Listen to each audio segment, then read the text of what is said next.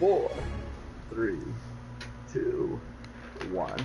Yo, yo, yo, yo, yo, yo, yo, yo. Yo, what's up, everybody? This your boy Saint back at it like a crack addict with the Jackrabbit. Yo, check it. We are live once again. You know what it do, baby boo. If I can find the video that I have for you. Guys, we're not playing Friday the 13th. We are not. I repeat, we are not playing Friday the 13th. We're just set up for a podcast here. We are doing a Scary Time podcast, and it's going to involve people. What's up, everybody tuning into the stream? Let me go ahead and monetize this real quick. Remember, we are not playing Friday the 13th. We are actually talking about scary stuff. It is Spooktober. We're here, and talk to everybody in the chat and just to hang out and tell scary stories, and for y'all guys to hear these scary stories of the way it played out. We did some improv thing of this, a couple weeks ago, but we're bringing it back now. And what's up, Atticus Gaming? What's up, Quickbar? What's up, COD Gaming? What's up, Camper Dragon Thing? How's it going, guys? How's it going? Welcome to the stream. Welcome to the stream. And like I said, everybody, we're not playing Friday the 13th. If y'all guys like, dang, say you play Friday the 13th. Not exactly. I just got it here for the background and the soundtrack because it's like awesome. I'm playing zombies. It fits perfectly. It fits perfectly with everything that's going on here. What up, monetizing? Yep, monetize. Let's go. Now I gotta get back into the STS chat real quick. Anyways, guys, want to introduce y'all guys to everybody that's in here that's gonna be helping out with today's podcast. We got your boy SNTS Insanity Wolf with us in the house. Say something, Insanity. Yo. Yo. He's got a scary story or two to tell. And also the one and only Moki Cats, who was the one that helped me out with all of this, and we pretty much thought about this on the spot the last time. So what's up, everybody? What's up? Shout out to your boy Moki Cats. Let's go. Yeah. We're gonna get ready to talk about some spooky stuff. Yeah, we're ready to talk about horror movies, spooky, skeletons. This is what we're doing today. We're just having a podcast today, so it's just gonna be a whole lot of talking with Jason right here next to me. My boy Jason over here next to me right now. But yeah, guys, it's October. It's scary month. A lot of scary things are already happening in my household, and it always seems, I don't know if it's the paranoia, Monkey Cats. I don't know if it's the paranoia, but things start to happen around this time of the year, every single year. That doesn't happen during the summer. People, people say that Halloween is like the gateway to like demons and all, and like evil spirits and all that. It's around the time that there was a few pagan holidays. Yeah, from in Ireland, if you think about it. Some. I mean, definitely many cultures practice. I don't think it's exactly Halloween Day. It's around the time, but. Yeah, a lot of people believe that there are it's like midnight hour, It's like 3 in the morning where you're supposed to be the closest to everything spooky, which I'm completely down with. I think that's cool. I believe that's true. And I'm gonna give you guys what's up, T-Wit? What's up, Slap? Yo, people start wearing costumes because like they thought if we disguise as these demons as spirits, they won't harm us and stuff like that. That's the Day of the Dead right there. That's actually a vegan. Dia de los Muertos. Yeah. Dia de los Muertos. You got Halloween is actually not a vegan. What is it? Pagan. Pagan. A pagan. My favorite holiday, a vegan holiday. A pagan ritual is actually that. The pagans believed that on this day that the dead will come back to life and they will go and haunt the people that they were living in. So people dressed up in costumes to confuse them. And they would confuse their ancestors when I go to their houses and knock on their doors and come to see them because they would take them. You got any butter? And then it just turned into like this Halloween thing where people go and knock on the doors and go trick or treating. Ask for candy. Definitely, that's the whole trick or treating aspect of it. It wasn't a pumpkin that they would carve as well. It was like a squash. It's a squash. Squash. The original Headless Horseman had a squash or something. That is Irish. Hollywood thought of the pumpkin. Hollywood, America thought of pumpkin. America has to do their own thing. It's like we gotta use our jack-o'-lantern. Our jack-o'-lantern. The pumpkin of Halloween is like the Big Mac of McDonald's. It's something that America had to come up with. Yeah, what's up, Qatar? It's gotta come with it. You can't have one without it. That's very true. Guys, we are here. 11 people watching the stream right now. What's up, 11 beautiful people, guys? We are doing a podcast today. Your boy Sane, Monkey Cats, and the Sandy Wolf here talking about scary things. Guys, I'm not kidding you. Just yesterday, I was taking a shower, and one of my biggest fears is that the lights will turn off in the shower, and I'll be all alone in the shower when I'm trying to wash the shampoo off my hair, my eyes, right? But the funny thing is, the lights didn't go off in the restroom. I got out of the restroom, I was nothing but a towel. I came to walk into my room, and the lights just exploded. They just exploded. And it was in the middle of the night, and I swear, luckily I had my phone on me. I put the flashlight on. But I'm telling you, these creepy things have been happening since October. Since the month of October had rolled in, all of these crazy things have been happening that really don't happen throughout the year. I don't know if it's that's paranoia or psyche, but it's always this time of year when the weather gets a lot colder and darker that these things seem to happen. And I believe that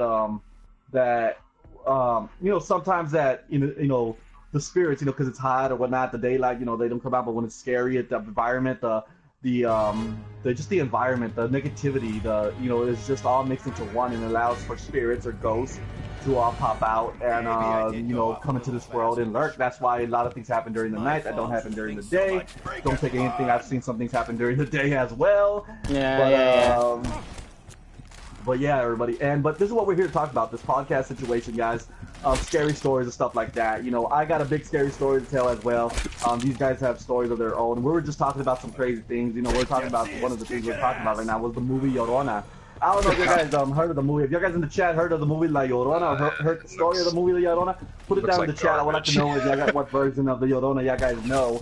And we got Mokicats here, who's actually from Santa Fe, where the La Llorona is originated in Santa Fe, and he's pretty upset about the movie. He's pretty disappointed about the movie because it doesn't live up to what it's supposed to live up to. But no, it's what happens when you take. No, it's what happens when you take a. And I'm not gonna sit here and bark shit like cultural appropriation, because it's a horror story, right? It's just something to tell your kids to keep them from going near the arroyo when it's late at night, and not just late at night, but in general. That's a very of course currently the arroyo is dried to shit. It doesn't run anymore. But at the time it had rapids, and kids would die. And not just kids, adults. People would you go swimming, you get caught in an undercurrent, or you get hit during a really bad monsoon season, and you just get throttled. So how do you keep your kids from going? Well, you tell them a spooky story about some crazy lady who drowns her kids, and then in the afterlife, like comes forward to her spirit just comes out. Kids forward. Now the thing that really grinds my gears about La Llorona and her kids is that crying, that wailing cry. Yeah. Because we've all heard that cry. I mean, cry. We've all heard it from one point or another. You heard a family member cry. When you hear a female cry, it's kind of when you hear a mother cry about her dead children, it's rough. It's really rough as well. But La Llorona is basically something that people came up with, or so they say they came up with. It just goes back so many generations. We don't even know what the exact origin is. But and every culture has like a variant of something like La Llorona. There's I can never remember. I call it the water horse, but I don't think that's what it's called. It's European, but there's so, and Japan has the kappa. There's so many things that take children particularly and drown them in local rivers. Well, here in Texas, we do have the Llorona story. The story of the Texas version goes that she was going to drown her kids in the river, but then she had second thoughts, so she ran after her kids. I don't know. She hit her head on a stone, and she hit her head on a stone and cracked her head open and bled out to death. And that's how she died, and that's how now she's wailing in the river. So the story goes, guys, if you go into the river late at night, if you go out there, what's up, Mariah? LC, everybody out there? If you go out there in the middle of the night, you can actually hear her. Now, I didn't believe this, but years and years ago when I was a kid, I lived next to a river, the Nueces River, which is a pretty big river. It was supposed to be the actual border from Texas to Mexico at one point. And so I went out there, and me and my friends went out there. We were supposed to go fishing, but we stayed there. But we started hearing noises and stuff like that. So we're like, let's go down the river, see what that noise was. We started going down the river, and then we started hearing like somebody was crying. And I was like, man, maybe it's an animal, maybe it's birds that are chirping a certain way or whatnot. But the more that we went down the river, the more louder that you could really tell that it was crying, that somebody was crying. So we jetted out of there. Man, I tell you, we knew the path down in the river like the back of our hands, because we would always go there during the day. But the sun was already coming down. And when I was running, I had to cross the field. I kid you not, my mind or my paranoia or just something happened that the field that was in front of me looked like it was, underwater. Like I was seeing water. Like if I had to cross water, and I was like, this was a field. Why is it water now? Why am I seeing a reflection coming off of it? And it was just really creepy for me at the time as a kid. And man, I remember just running through there, and I'm like, oh my gosh, this is land. I don't know if it was my paranoia that was kicking me, but I've always been. There's so many different things that kick in, especially when you're in panic mode. Like all logic goes out the window. Like your ability to stay calm, just once panic really settles in, it's just like fuck it. We're going all out. Let's do this. And that's what you gotta do. I mean, that's what I did. I ran through there. You know what I mean? That was scary. Something scary that had to happen to me. They were talking about the Llorona. That's why when they made the Llorona movie, like they're making it. I mean, there was another version that I saw. It was an independent film version of it, but it wasn't really that interesting. Too much green screen, too much CGI, and I didn't like it. The one generic that's coming horror movie. The one that's coming out actually has some pull behind it, but the story-wise, I don't know if it's gonna come up to anything. No. Well, and one of the things that I had to agree with somebody. At first, I didn't really agree with their gripes, but a friend of mine from high school, she was complaining that they made the La Llorona look relatively grotesque. She looks really unpleasant. You know, she's got like the nun makeup. You know, she's got like the bleeding black eyes and shit like that, and the white gown. That's something that Hollywood is trying to capture on, is making everything look like the nun, or making everything like the Conjuring. Right now, the Conjuring is the center point of all these scary movies that want to be like the Conjuring. But you know, well, and it's the dude's work. No, I don't like it either. I saw the trailer. I have not seen none of the nuns, but I see the trailers of the nuns, and I'm like, man, that special effects is just ugly. Like, no, you know, you want a nun, get yourself an actual nun, paint the face up, or do whatever prosthetics you have, but make it realistic instead of so cartoonish, trying to look like the next person. You know, and I think another one, the trailblazer of that was The Ring. When The Ring came out, that was the scariest thing ever. Oh yeah, that's I want to say Japanese, but it might be a Korean film originally. The Ring and The Grudge were brilliant. The whole sound out of whatever it made, you know, and then when she came out of the TV, I was like screaming when she came out of the TV. I kid you not. The reason why I feared the TV because of that, because of The Ring. But she came out of the TV, bro. That has not been the beginning. I was watching a scary movie one time. You probably remember this. It was one of the demon movies, Night of the Demon movies. It wasn't the one with Angela. It wasn't the one with Angela. It was a more upper. You know, Night of the Demons 1 and 2 are always going to be the only two Night of the Demons. But we know that there was more that added onto it. So it was one of like the later iterations. Yes, and one of the demon movies, Night of the Demon movies, the demon was in the TV, and then all of a sudden came out of the TV when I was seeing it as a little kid. Well, when I was seeing it as a little kid, I had one of those bulb TVs that you had to push. Oh yeah. Push it, turn off, you had to pull it up. So I had one of those that'll do TVs. It. So I got scared because the demon just killed this person, and the demon's face was so grotesque that it freaked me out. So I went and I slammed on that little trigger to turn the TV off. And it imprinted the demon's face in my TV, bro. Because you know how it's a light. It's a light. And it imprinted the demon's face on my TV, and I yelled bloody murder, bro. I ran out of that room like you wouldn't believe. Oh, that is fucking funny. Oh man, it burned it burned its face into the monitor. 30 feet watches too, but I kid you not, bro. That it just imprinted the demon's face in the TV. I screamed bloody murder, bro. That is so funny. Man. But bro, I'm telling you. I mean, as a kid, you probably didn't find it very funny. I didn't find it funny at all, you know, and it was just around the same time because the day prior or the day after that, I had a BB gun, right? And I remember shooting a cat. I was at my house, I was shooting a cat, I was working on my aim. I shot the cat ran off. I thought the cat died. I mean, I was like, I shot it good enough. I was supposed to die. It was one of those pointed pellets, right? And I shot the cat that night, bro. I was sleeping in my bed, and I started hearing growling outside my purring outside of my windowsill. Oh, bro! And then I started hearing like, that very angry. My God, what the? My bed was posted up against the window, so I had like a single bed at the time I was a kid, and I was posted up against the window. And so when I opened the window, bro, in the middle of the night to see where that growling was, that purring was coming from, bro, the cat was on my windowsill, and all of a sudden it goes. Oh my God! Yeah, it remembered you. Never again in my life have I tried to shoot a cat with a BB gun, and I have a BB gun, but never in my life have I thought about shooting a cat with my BB gun. It's just. It was one of those things that kids do, man. You know, you make a decision where you don't really realize what you're doing. Like he came back. He came back. He's like, you know, and you don't understand. Sandy probably doesn't understand, but at this time era, this era in my time, because I'm old, I'm 32 years old. Pet Cemetery was out, you know, so I'm seeing cats coming back to life. Pet Cemetery is amazing, man. Pet Cemetery like, coming back what have I done? What have I done?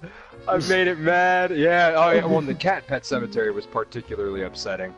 I mean the cat's pretty scary. I mean the little boy is definitely terrifying, but the cat itself is like, you know, that's what warns you about what's gonna happen with the kid, and it definitely makes the kid's transformation when he comes back 10 times worse.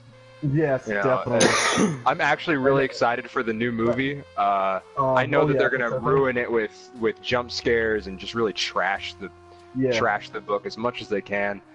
But I'm still excited. You know, any kind of new rendition of one of the decent Stephen King stories is always welcome. Because he's got many good ones and he's got many really shitty ones, you know. And so if we can get as many renditions of his great stuff, I'm completely cool with it being. I think they need to bring back The Shining. I think they need to give The Shining a shot at this era. Maybe, hopefully, with our fingers crossed, The Shining would be awesome with Stephen King. It would be. And maybe Misery as well. Misery was one of my all-time favorites as well. Yeah, maybe. I mean, that's one of those ones, though, where you have to be kind of careful touching it, you know, because you can ruin it pretty easy. Yeah, you could ruin Misery, but Kathy Bates did an excellent job at playing her role and obsessed with the author, and that was just really, really good. That's my kind of scary stuff right there. Well, and didn't they do like a remake of it with Keanu Reeves or something akin to it? Maybe it's another book that's similar. Where he's an author and he gets kidnapped by those two girls and they're both like obsessive and they horribly torment him. And that movie is like crazy anxiety inducing.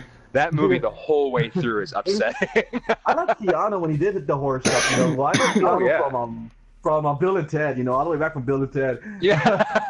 He's one of my favorites. Totally, He's one of my favorites. Totally, dude.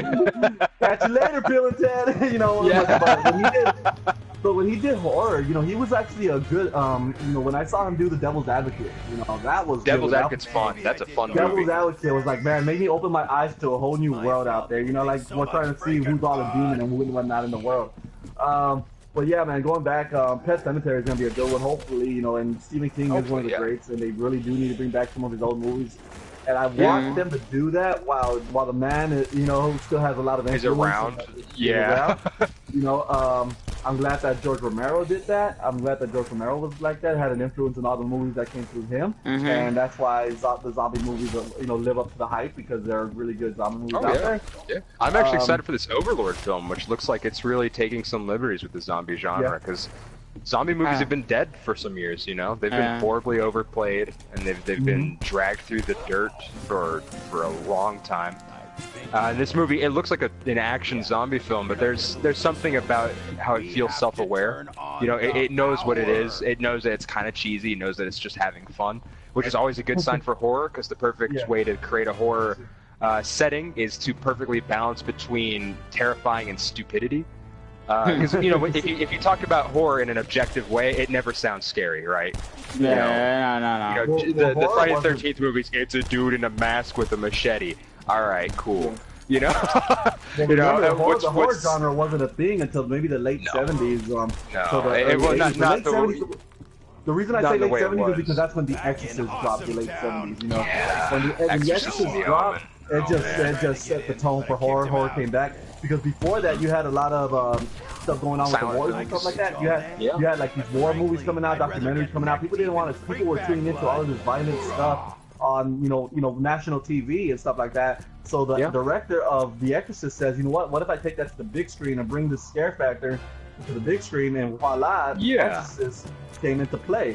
Now The Exorcist, by far, we gotta talk about The Exorcist. I mean, it has probably lived up to the most controversial movie, one of the greats out there, you know, starting from its adaptation, well, not the adaptation, but its ascension into the highlight, because people were throwing up and passing out in the theater when they saw it.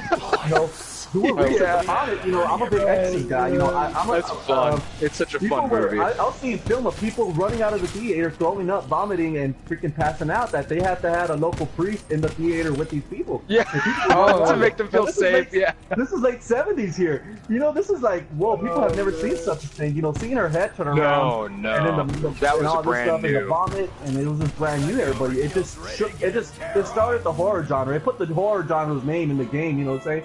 Because they had comedy. They had the Three Stooges that did the comedy. They had Three Stooges that put all that out. They had your they had your romance, you know, with Gone with the Wind and everything, but then The Exorcist came out. The Exorcist came out. And, Exorcist came out and was like, hey, let's stop pulling punches. And everyone went, holy shit, we can do that. That's amazing. Everybody went out on The Exorcist. The director went on The Exorcist. The actors went on The Exorcist. And the controversy, the things that went on behind the scenes, you know, you had the actor that died during the filming of it. Yeah, he actually broke his neck going down the stairs in that one part, and they actually showed it. You know, you had all these things going on. You had film, like faces popping out in all the film. The set caught on fire. The set caught on fire. The set did catch on fire. Yeah. The set did catch on fire. We had a lot of scary things that happened with The Exorcist. Yeah, you had Pazuzu's face being flashed throughout the whole film, which was hysterical. Yes. Oh, and what's the woman's name that she did Pazuzu's voice? And she does. I love her voice. She does that gross, gravelly. She had to get her drunk to do that. That was her. Yeah, to do it. Voice. Drank a ton of whiskey. Yeah. Do you know where she is? Your filthy daughter. Oh, we know. Yeah. What was the scene? You know, fuck me. Oh, I love that scene. Like masturbating with the cross. And then she started. My thing is when she started bouncing, bro, on the bed, and her head was just like hitting. I mean, She's like horribly hurting the kid. Yes, and you know, possession. People don't know, but when he transitioned that, they took legit possessions. The Exorcist is actually based on a real person. That's what a lot of people don't understand. The Exorcist was based on a little boy that was being possessed at Greenwich, I think it was. It was Greenwich, and the little boy was being possessed, and it was all documented and everything that he was saying all these things. But they decided to put a girl, Linda Blair, into the situation because they thought that girls were a lot scarier. Which I go ahead and agree with you because I've never seen a scary guy possessed movie, you know? No, not really. I mean, for whatever reason, yeah, women definitely carry the possession air. I mean, one of my favorite horror monsters is The Grudge. And if she were a dude, it just wouldn't carry the same weight, you know? There's something about like that mother's revenge that makes it 10 times more terrifying, 10 times more visceral. I think with men do better filling in the psychotic killer role. Though, what's the name of that film where the actress is? Norman Bates? Yeah, it was Norman Bates. Yeah. Was it American Psycho? No. Psycho. Psycho was brilliant. But there's another film about a female actress, and she's one of the few ones who does a good job of playing the. What? I want to say like the psychotic, maybe not killer, but like unhinged human. She becomes a killer, you know. I can't remember if that was something Boulevard. I can't remember the name fully right now.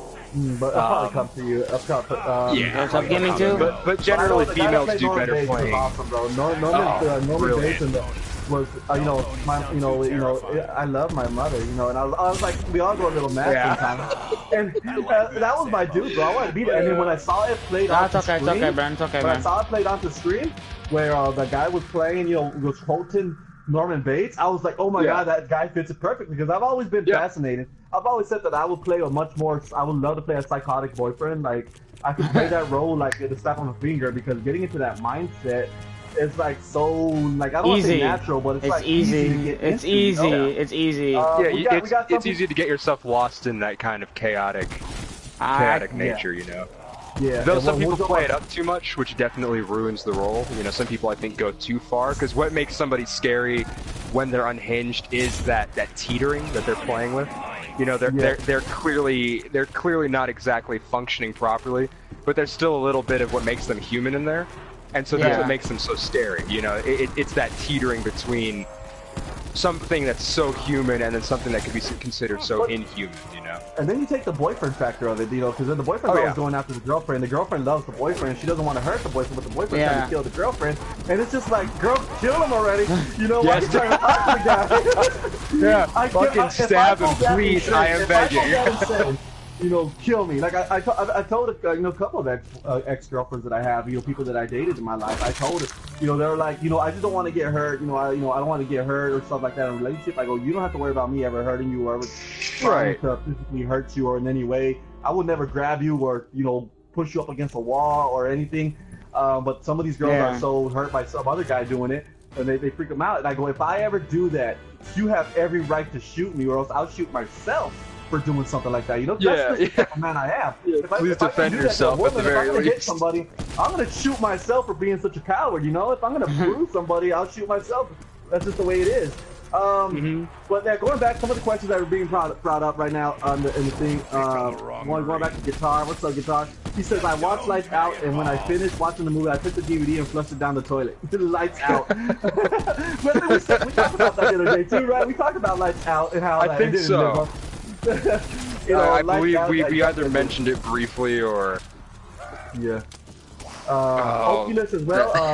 Mariah saying, "What about Oculus?" Oculus as well. I did not like Oculus. Like Oculus is one of the movies that for me it just didn't fit in with the genre. Didn't fit in with the time. There's just so much you can do with like special effects and stuff. That you know, I'm gonna be honest. I don't think I've seen Oculus. I remember vaguely. Is it? I think it's 2012 here. Let me just look it up. I don't know why I'm guessing. Yeah, it was a while back. It was a real 2013. while back. 2013. You know, I never saw Oculus. I never saw it. The next question is, Insidious was a good horror film. I screamed. I couldn't sleep for 2 weeks. Saying that's my horror film experience. That's coming from Guitar. Oh, I'm sorry, Insidious, Guitar. I really am. Thanks, Gaming Tube. Insidious was scary. Thanks. I'm gonna. Yes. I personally did not find it scary, but I completely understand. You know what movie? I remember. You know what a movie I didn't find scary? That I don't know what it was. I forgot what it was called, but it was like that blind dude, and he, like people went to his house and all that. Yeah. Don't Breathe. That was well done. I liked Don't Breathe. I liked it, but like, how can you not breathe, right? Yeah. You can't make a horror movie. You can't breathe during a horror movie. Like, you're done. Like I remember. Silent was creepy too, because you gotta be quiet and can't scream, or the she will come get you. Yeah, I remember. How do you expect you to stay silent, woman? Yeah, I remember watching it with my family, and there was this one jump scare where like they were in the basement, I believe, and there was this one jump scare. Yeah. Every one of my family members like jumped and was screaming. I'm sitting there like back, just like kind of laughing a little bit. Like this is not like I don't really didn't really scare me that much. No, jump scares are weak in general. I go back to the Exorcist film now. Now that you're saying that about your family, man, my family, I had teenage aunts. Now you gotta understand, when you're living with teenage aunts that are like in high school, when you're just a kid, they tend to do crazy things. Peace out, Gaming Tube. Thanks for stopping by. But my family would always get together. My aunts would invite their friends, and the go-to movie was The Exorcist. The Exorcist, and they would always have me around it. So I grew up around The Exorcist. My grandmother doesn't want the movie anywhere near the house, right? But the girls would, my aunt would sneak the movie in, and they would watch it. And when my grandparents weren't home, they would watch The Exorcist. And I tell you, you know, now that I've known The Exorcist, I know all of the behind the scenes of what happened in The Exorcist. I know the history about The Exorcist. I once fell asleep while watching The Exorcist. And this is no lie, I can't make this stuff up. In the middle of the night, I'm watching The Exorcist by myself at my house. I fall asleep, and I wake up an hour later when she's full-blown possessed. And I wake up and all I see is her demon face. And I just look, and then I close my eyes and go back to sleep. Who does that? What kind of psycho does that? Hey man, I do. Nah. I sleep to horror movies. I mean, it definitely it just shows that you know it inside out. It's in you permanently, you know. So that's never gonna go. You could take a nap to that movie anytime. I think Beetlejuice says it best in the movie. He goes, "I've seen The Exorcist X amount of times, and it gets funnier every time I watch it." You know? Yeah. Hey, no, I mean, it's true though. It is true. Yeah. Well, and like I said before, you know, horror movies are always teetering upon stupid and absurd, and that's what makes them scary. So once you understand them, the horror dies portion out. of it tends to go out the window. Yeah, it just dies out. Just leave. Yeah.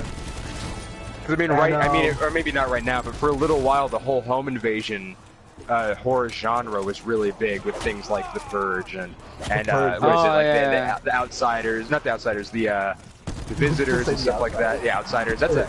Stay golden, pony boy. Stay golden. That's star-studded cast right there.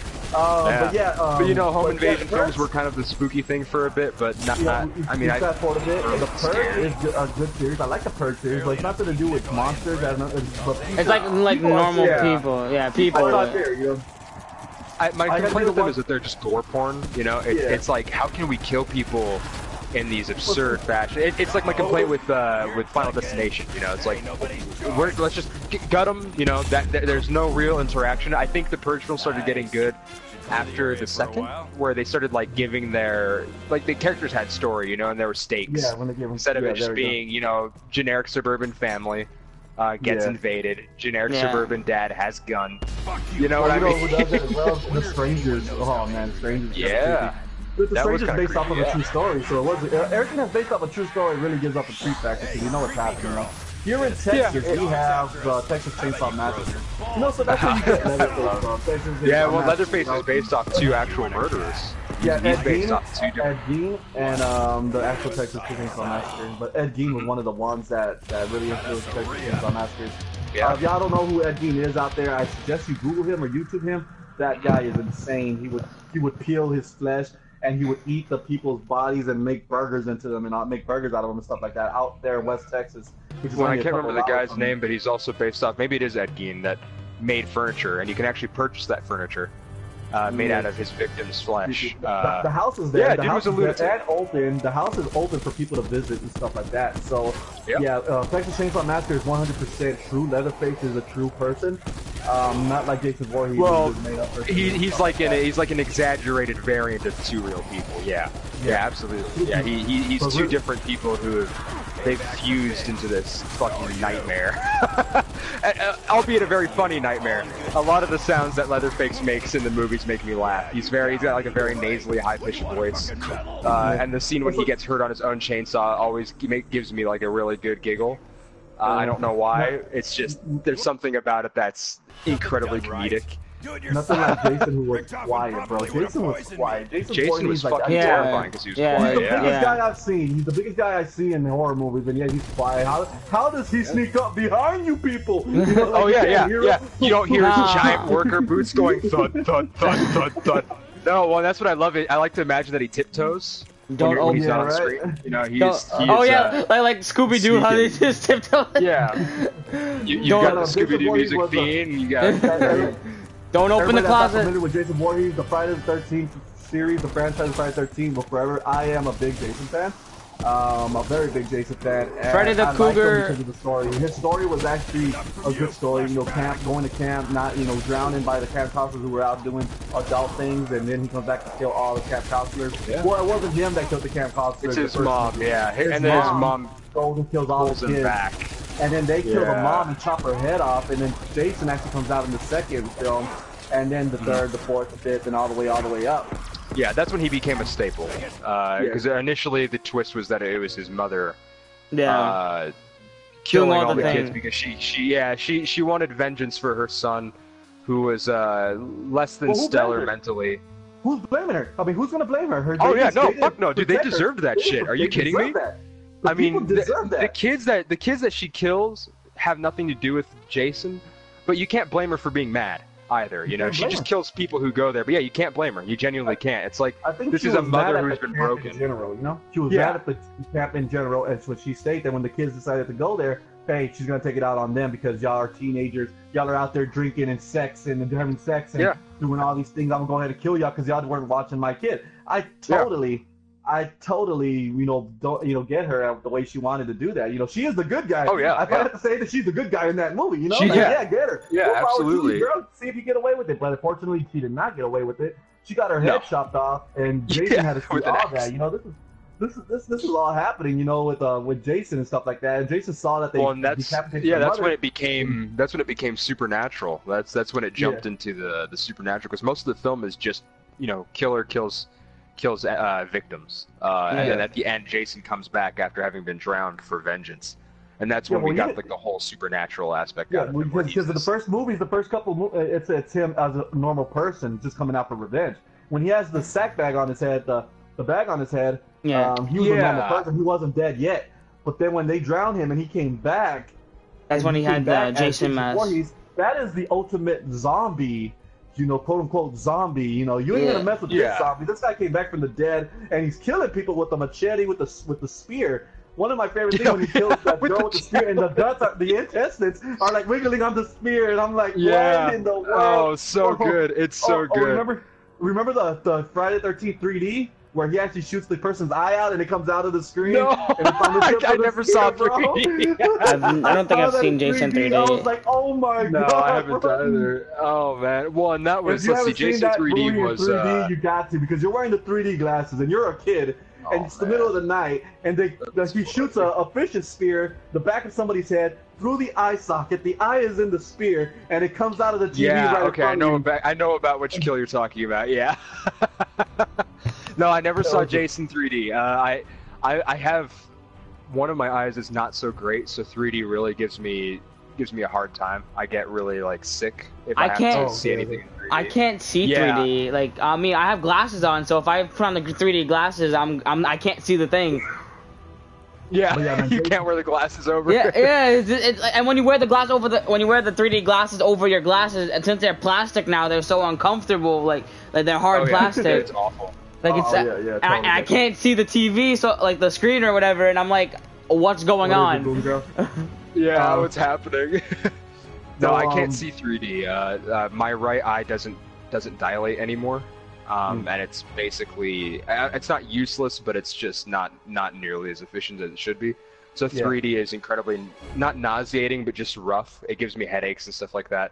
So I have especially early 3D where they used the red and blue filter before they went to this newer like black and blue filter. Which is still rough. I saw Venom in 3D, and as much as I liked the movie, it was really hard to watch. So I avoided things like, My Bloody Valentine and Jason 3D and all those movies that came out. My Bloody Valentine in 3D was gross too, bro. That was its gimmick, man. That was good, but that was, I mean, that movie, My Bloody Valentine was a good movie to go with it, you know. My Bloody Valentine it's a good gore porn film. It's definitely a good gore porn. Yeah. Oh man. Well, Charlie does Bloody Valentine. The story. I think it was My Bloody Valentine that has the kill where he takes the shovel and like puts it in the girl's mouth and then like hits it. Yes. And it separates her head. And that's actually one of my favorite kills. I'm not big on gore porn, but I do love like a good kill in a horror film. Oh yeah. That was a solid one. I don't even remember the theme to that film. I'm gonna be honest with you. That, because talking about Jason Voorhees, the guy, ladies and gentlemen, the guy that plays Jason Voorhees for the majority of the movie, majority of the series, who's known for playing Jason Voorhees, Kane Hodder, was supposed to be Jason Voorhees for the rest of the time, but the company that picked up the rights to the Friday the 13th wanted to pick somebody else to do the adaptation. Was a couple years back. Was it 2010 or 2012? Yeah. And they totally kicked Kane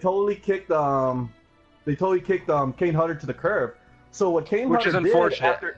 Because they wanted Kane Hodder and Robert Englund. If you don't know who Robert Englund is, the guy who plays Freddy Krueger. Freddy Krueger and Jason Voorhees wanted to fight each other for decades now. But when it happened, they replaced the original Jason that was supposed to fight Freddy Krueger with somebody else to make him look a lot bigger and buffer and this and that, which is totally not fair when this guy's already been doing Jason Voorhees movies for like 20 years. Albeit the new guy was a good Jason. He was a good Jason, but it definitely wasn't fair. It wasn't a fair Kane Hodder. Kane Hodder has some movement, and I've talked about this before.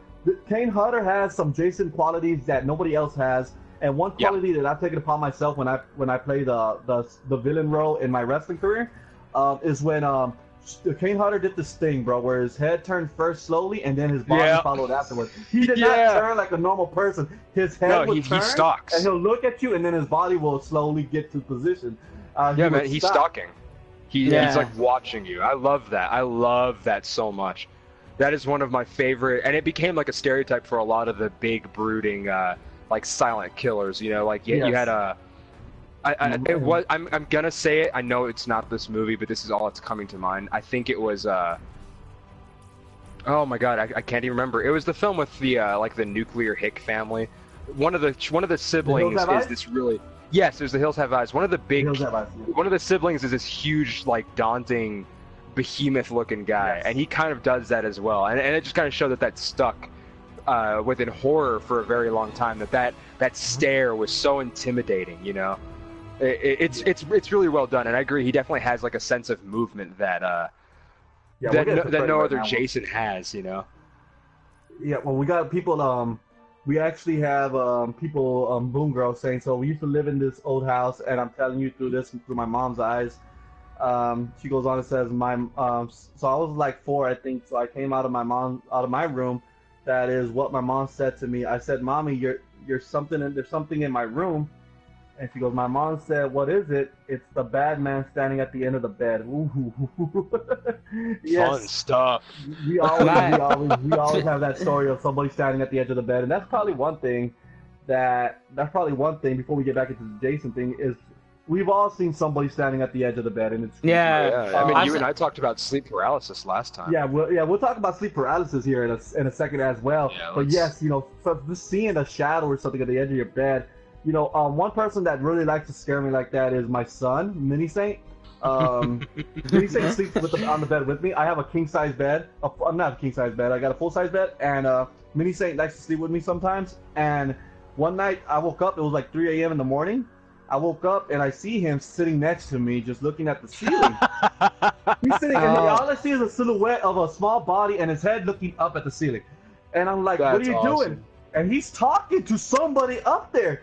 What I did was I grabbed my left hand and I put it on his chest and I slammed him back into the bed and I covered him with the covers and I just went back to sleep. Not to deal with this. Get back to bed. Other than that, when he doesn't sleep with me and he sleeps right here because this futon is where he likes to sleep as well.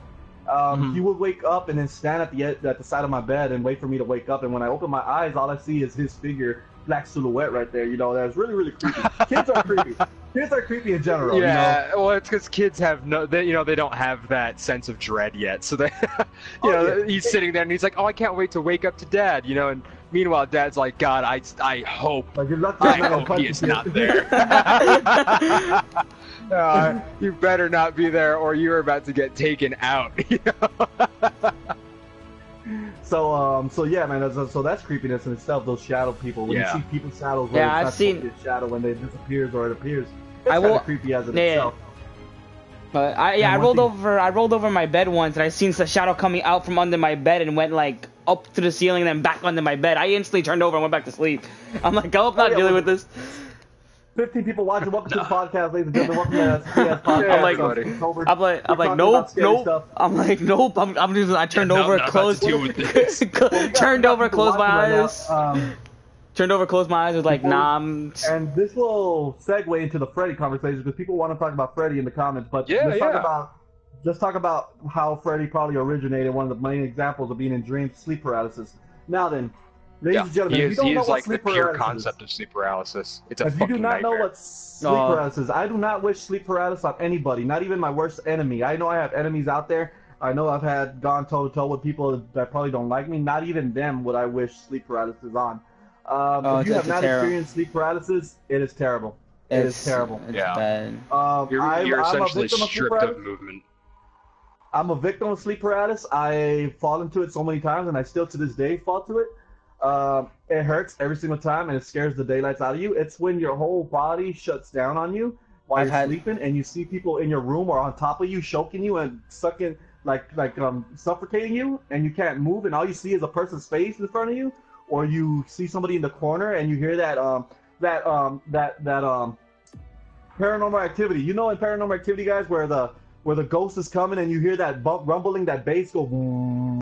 Yeah. And it just gets louder and louder and louder and louder. That is a real thing. That actually happens. That actually happens when something's about to happen. So when you're doing sleep paralysis, you're asleep. You're asleep. Your body is knocked out. But your mind is like moving. You wake up. Your mind thinks you woke up and you're seeing people in your house. You're seeing people in the corner. You're seeing people at the edge of your bed, or not even that. You're seeing people on top of you. I've had sleep paralysis like that, where people I see people in the corner. I see people on top of me suffocating me. Yeah, and one of the stories that I have with it, and you can't get out of it. You're shaking. You're trying to scream, but you don't have any oxygen to it. You can't. If you don't know what sleep paralysis is, I suggest you Google it because it's actually a thing. It's actually a thing that's happening to lots of people out there. Yeah, it's not exactly an uncommon occurrence, and there's so many different things that can induce it. Yeah, it's not whether it's mental illness that then feeds into it, whether it's medication. Mine was done through medication. I don't suffer from it normally. No, funny thing is that actually happened to me before, and I had no clue what was going on at the time because I was a really young kid at the time, and I'm not gonna lie, my parents used to argue a lot, they used to butt head a lot. That's why they're divorced now. But I used to, like, I was a kid, and like I woke up one day and I couldn't move at all. Like I couldn't physically move. I couldn't talk. The only thing I can do is like physically like move my head barely, and I would see like shadows like my corner, and like noises. I would hear noises, and like it would scare me. I would wake up crying literally because I couldn't move. It was like I was chained to my bed and I couldn't like do anything like besides like see stuff and do anything. So that freaked me out a lot when I was younger, and I used to not sleep in my own bed. I used to go with my mother and like sleep like next to her because I was just so scared of just sleeping in my own room and like just staying in my own room in general at nighttime. So I used to sleep with a nightlight on too. I'm not gonna lie. Cause like I hated the dark. Like I was so afraid of the dark. Yeah. Like when I was younger, cause all that. Well, when my sleep paralysis, I've had multiple sleep paralysis, but the one that always, and I talked about it the last time, the one that always sticks with me though was when I was sleeping and I was in my bunk bed. We had bunk beds at the time. My brother had the top bunk, I had a bottom bunk, and well, I was in the bottom bunk, and I felt that somebody was watching me from the corner of the apartment room. That's when we lived in apartments, and I looked over and I saw somebody standing there in the corner, and then I started getting like goosebumps, and I tried to get up, but I couldn't get up.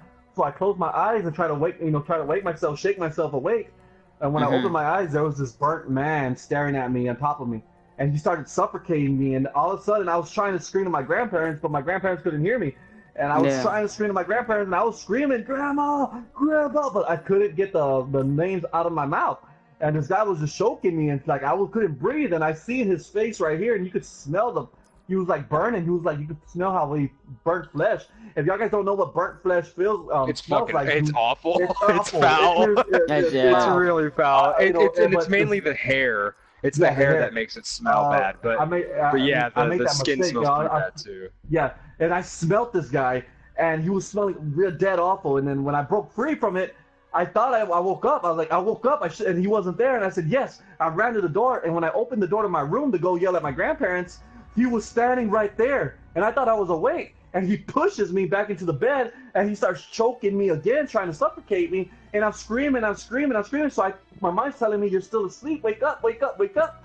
And then I looked under the door frame, and I saw the lights turned on. I'm like, my grandparents are up. I'm going to yell. So I started yelling for my grandparents. Nothing. They weren't coming to the room. So once again, I broke free. I ran to the door. I opened the door thinking I woke up. He was still standing right there, thinking that my grandparents were awake. I saw the light turn on, but it was just my freaking mind telling me that all this stuff was happening. And that guy pushed me. It was what you wanted to happen. You wanted them to be awake. Until finally I died. I mean, to me, I died. He suffocated me too. I freaking fell asleep, and when I woke up, I actually woke up. But that was like death. It feels like death. It feels like somebody's coming to kill you, and it does feel like death. Come to kill you. It feels like death. That's why I say I don't wish it on nobody, because the feeling of going through, like, you're dying and you're being helpless, you're helpless, you can't defend yourself, and it's not just a person doing it, it's something scary, it's something paranormal doing it. It's essentially what happens when you're having your dream amplified like 10 times. All the sensations that you would have in a nightmare are then amplified to almost completely realistic proportions. So you have you lose all strength because your body's not moving. You're wanting it to move, but in real life it's not moving. You're just laying in your bed. If you ever want to experience something akin to that, you can induce something similar you can induce nightmares by eating certain foods, things that are hard to digest. It puts your body in a position where it's not exactly feeling too great while you're sleeping, which can induce nightmares. And then to feel that helplessness, and most people aren't going to want to do this, but some people are curious. You can lay on your stomach, and have your arms underneath you. When you're dreaming in your dreams, you're not going to be able to use your arms. They're going to feel weak. So you'll be able to move them, but impact won't exist, because in real life you're not going to be able to move your arms. I've noticed that, especially for myself in particular, my nightmares are heavily, at least my sensations during my nightmares are heavily, what's the word? My brain just flatlined. Are heavily affected by my posture in my sleep. So if I'm laying on an arm, the arm is generally useless when I'm asleep. Yeah, like if I'm laying on my back, my limb. Yeah, where if I'm laying on my back with my legs spread out, I have more control over my legs. I have more control over my limbs. They feel like they have relatively close to real life strength in them. But yeah, so you can, even if you don't experience sleep paralysis, you can semi-induce that sensation of another way. The other way that I fail to do sometimes. Well, I don't fail to do. I actually do it, but I don't do it intentionally. is when you lay on your left side where your heart is at. It makes your heart pump more blood into your system. So when you lay on your side and your heart starts pumping in your sleep, then it starts to generate all these hallucinations and stuff like that because your blood is trying to work. Because you get anxiety. And you get anxiety and stuff like that. That's why they tell you never sleep on your heart. Never sleep on your heart. Always sleep on your right side, but never sleep on your heart side because that's how these things were to happen and do affect you as well.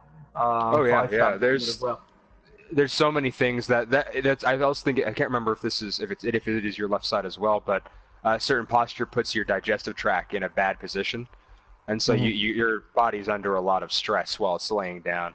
There's a ton of little tricks like that where posture really does affect how you sleep, how you dream when you sleep. It's a ton of fun to study, and if you're into having nightmares, I'm personally into having nightmares. I stopped being afraid of them years back just because I have them so constantly.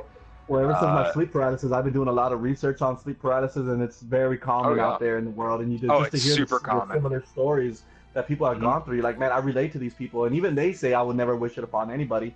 No, because it's terrifying. It's genuinely terrifying. Boom Girl says, "What is one of your scariest dreams?"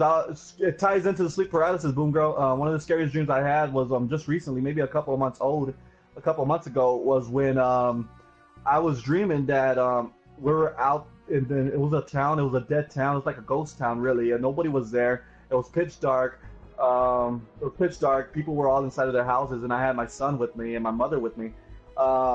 This dream was super scary to me because it was actually a part of sleep paralysis that I was experiencing. So it felt real and it looked real and everything was real. So and it involved my son. So I really, really felt bad and felt like all this stuff was going through me. But the dream was that I was being possessed by a demon, and it felt like I was really being possessed by a demon. I felt the sleep paralysis take over and something getting on my chest and suffocating me, and I started seizuring on my bed, so it felt like I was really being possessed. To me, ladies and gentlemen, I was being possessed in real life. It wasn't, oh, I'm dreaming, I'm being possessed. No, the way it felt, the way it looked, I was being possessed in real life, and it scared me. It scared me so much, and not knowing that I was dreaming. Well, in my dream that I thought that was real life, I tell my mother, take me to the church. I need someone to do an exorcism on me because I know I'm being possessed. Please do it because I don't want to hurt nobody. So my mother, along with my son, takes me to a church. The priest starts doing an exorcism on me, and the demon comes out of me, but it enters my son. And my son starts going like he's possessed, and it really hurt me in my dream because I felt responsible for it, that I didn't take care of him, and that he was being vulnerable to this kind of stuff. And I told my mom to watch him, and we're trying to do an exorcism on him and everything. And my son was, clueless of what was going on. He didn't know what was happening to his body. So I felt really, really, really, really bad about it. And that was one of the scariest dreams that I ever had. But ultimately, we got the demon out of my son, and he went away. And I felt really bad when I woke up. I still felt bad when I woke up. I was like, how could I allow that to happen, even in a dream? But it felt so real, Like, that shouldn't happen to a 4-year-old, a 5-year-old, right? That shouldn't happen to somebody that small. But yet, in my dream, the sleep paralysis messed with my mind and took the one thing that I loved about, the one person that I cared about more than anything in this world, and used it against me to make me feel more like crap than I was already feeling because of the sleep paralysis. So, those scary dreams, like I said, dreams don't know how to play with them. That transitions into the Freddy conversation. Freddy Krueger, oh, man. Why is it that you can't be awake because Jason Voorhees and Michael Myers, Texas Chainsaw Massacres are coming after you, but Freddy gets you in your sleep? You can't be awake or asleep nowadays because these guys just go up on you, bro. Though I gotta say though, as much as I like Freddy, he is like the weakest of the bunch. Because if you're not bothered by him, he has no power. You know what I mean? Like if that kind of stuff doesn't scare you, then it's just weird. Now you've got some dude in your dream and you're both just waiting for you to wake up. Right, he's like, sorry, I killed you, but can we chill for a little bit? So, Freddy, you come here often? Yeah. have some small talk with Freddy in his dream. You see that girl in my dream over there, Freddy? That was my high school crush. Could you go? She rejected me. Could you go slice her up real quick? Yeah, I mean, as much as I love him, he's like the complete bitch out of all of them. He's so... Because, you got people like us who are into that kind of stuff, man. I get, a huge drive from my my nightmares now. So if that were a situation I have to deal with, I'd be completely okay. Be like, yo, what's up, Freddy? Yo, you want a drink? You want a drink? Hey, how's it going? how's the family? He was the weakest. He was the weakest because he only came after you after your dreams. If you didn't fear him in your dreams, then he had no power. But his sense of humor. The sense of humor by far is like, killer. How could you not like that? You know, like Freddy Krueger, that's what he's known for. Robert Englund plays that part so well, bro, and nobody could ever become Freddy Krueger like Robert Englund. No. He is a B-horror movie character at best. He is so funny, and it is like I love the absurd kills. They are so ridiculous. They're so outlandish. I absolutely adore them. One of the kills is where he cuts out the guy's veins and using them as a puppet, and he makes him jump off of it. That's my favorite Freddy movie though. The Dream Warriors. Dream Warriors is my favorite. Dream Warriors. That's because they fought back. These kids, like it was like the X-Men. It was like Xavier School, the Gifted, coming back to attack to get Freddy back and this and that. Yeah, you have a very It moment where they suddenly realize, oh, he's a bitch. You know, and they just kick the shit out of him. It really is fun. Like these kids are like, we've been picked on our entire life. You think you're gonna come and do the same thing too? Yeah, exactly. Exactly. Yeah, you think you're gonna come in my dreams and do this to me? And he's like, oh, the guy in the wheelchair comes out and he's a wizard. I'm like, you're a wizard, Harry. And he goes. Like there's a certain point where you're just like, that's a dream. That's where my kid crush dies. Nancy does die in the Dream Warriors. Yeah. She played that awesome. She was the symbol for a lot of people, for a lot of young girls at the time as well. You didn't see a girl main character like that. You know, this is the girl that was playing the main character in Freddy, the Nightmare on Elm Street, and then Johnny Depp was just a co-star. Johnny Depp wasn't the star of this movie. It was Nancy. No, he's. I don't know if he's the first kill, but he's one of the earlier kills. Yeah, he dies almost immediately. He goes. If you don't know how Johnny Depp dies in Freddy movie, hysterical. It's so funny. Freddy comes out of his bed and grabs him when he falls asleep from the bed mattress, and then sucks him in. Yeah, and all of Johnny Depp's blood just goes up to the ceiling. Oh, and it's like 15 different people's amount of blood. It's so funny. There's like no way. Nah. The funniest scary movies like that series. The parody films. Yeah, I was gonna the say parody. Scream, because Scream takes itself seriously and it's garbage. Oh yeah, Scream does take itself seriously. Scream. I want to talk about Scream. Now, Freddy Krueger, not giving anything to Freddy Krueger, but no, Freddy Krueger's fun. So Freddy Krueger had a lot to offer. You do make a valid point. He was the weakest of all the. Jason is a zombie. Michael Myers is this deranged psychopath. Texas Chainsaw Massacre. And just from like a horror sense, he's kind of weak. You know, from like the horror sense, his power, like his paranormal powers. He would affect a good majority of, or a good portion of people. I don't want to say majority. Because there are, however million people who aren't bothered by nightmares and who aren't bothered by bad dreams. You know, so he can kill 3 of your homies, and then he comes to you, and you're like, all right, and then it's just awkward, and it's just you sitting in a room with him, and it's just weird. I would love Freddy. like you're just sitting in a room with him, just like over you, just like, you want a drink? You want some water? You ain't cutting it for me, man. I suffer from sleep paralysis my entire life. You ain't cutting it right now, man. Listen, man, I've been having both realistic and not so realistic nightmares since I was 9. You're really not gonna do shit, But Freddy as well is based off of Wes Craven even says it itself. Freddy is based off of an actual thing that happened to him when he was a kid. He looked out his window one time when he was a kid. He was on an apartment window, and he looked out and he saw a man standing out there with a hat and with a red and green sweater on, just looking at him from down the sidewalk of his apartment building. Oh yeah, and it freaked him out, didn't it? And it freaked him out. Really That's what made him write the Freddy series, because he saw that and it was never able to get out of his head. And he read an article one time of a man burning that was killing children, and then he got burned by the people. So he mixed the two together, and then you get Freddy Krueger. You get Freddy Krueger, one of the icons of horror. I mean, the icon. He's an icon, all right. As much of a comedian he is the icon. He's that a-hole brother that everybody has. Jason is the serious one. He's a serious one. Leatherface is the junior in high school. Yeah, he's the junior. That's good. I like Michael Myers is the sophomore, and Freddy is your freshman. Freddy is the class clown. Is the freshman class coming up from 8th grade, wanting to make a name for himself. He's trying to get all the horror creatures to like him. No, he wants to get the girl, Myers, but Jason's the jock, you know. And Michael Myers is the sophomore trying to look up to the upperclassmen. You know, Jason wears a mask. Yeah. Michael Myers wears a mask. They wear overalls, coveralls. They both wear coveralls. But then you got your junior. You're like, I don't give a dang attitude. You got Leatherface in there that's eating people. When they're like, guys, really chill out, bro. Yeah, like, hey man. So hey, what's going on here? You know, and then I gotta say, if anyone is the senior out of all of them, it's my boy Pinhead. Pinhead from Hellraiser. Yeah, he is. Hell. Oh my man, God. that guy's voice.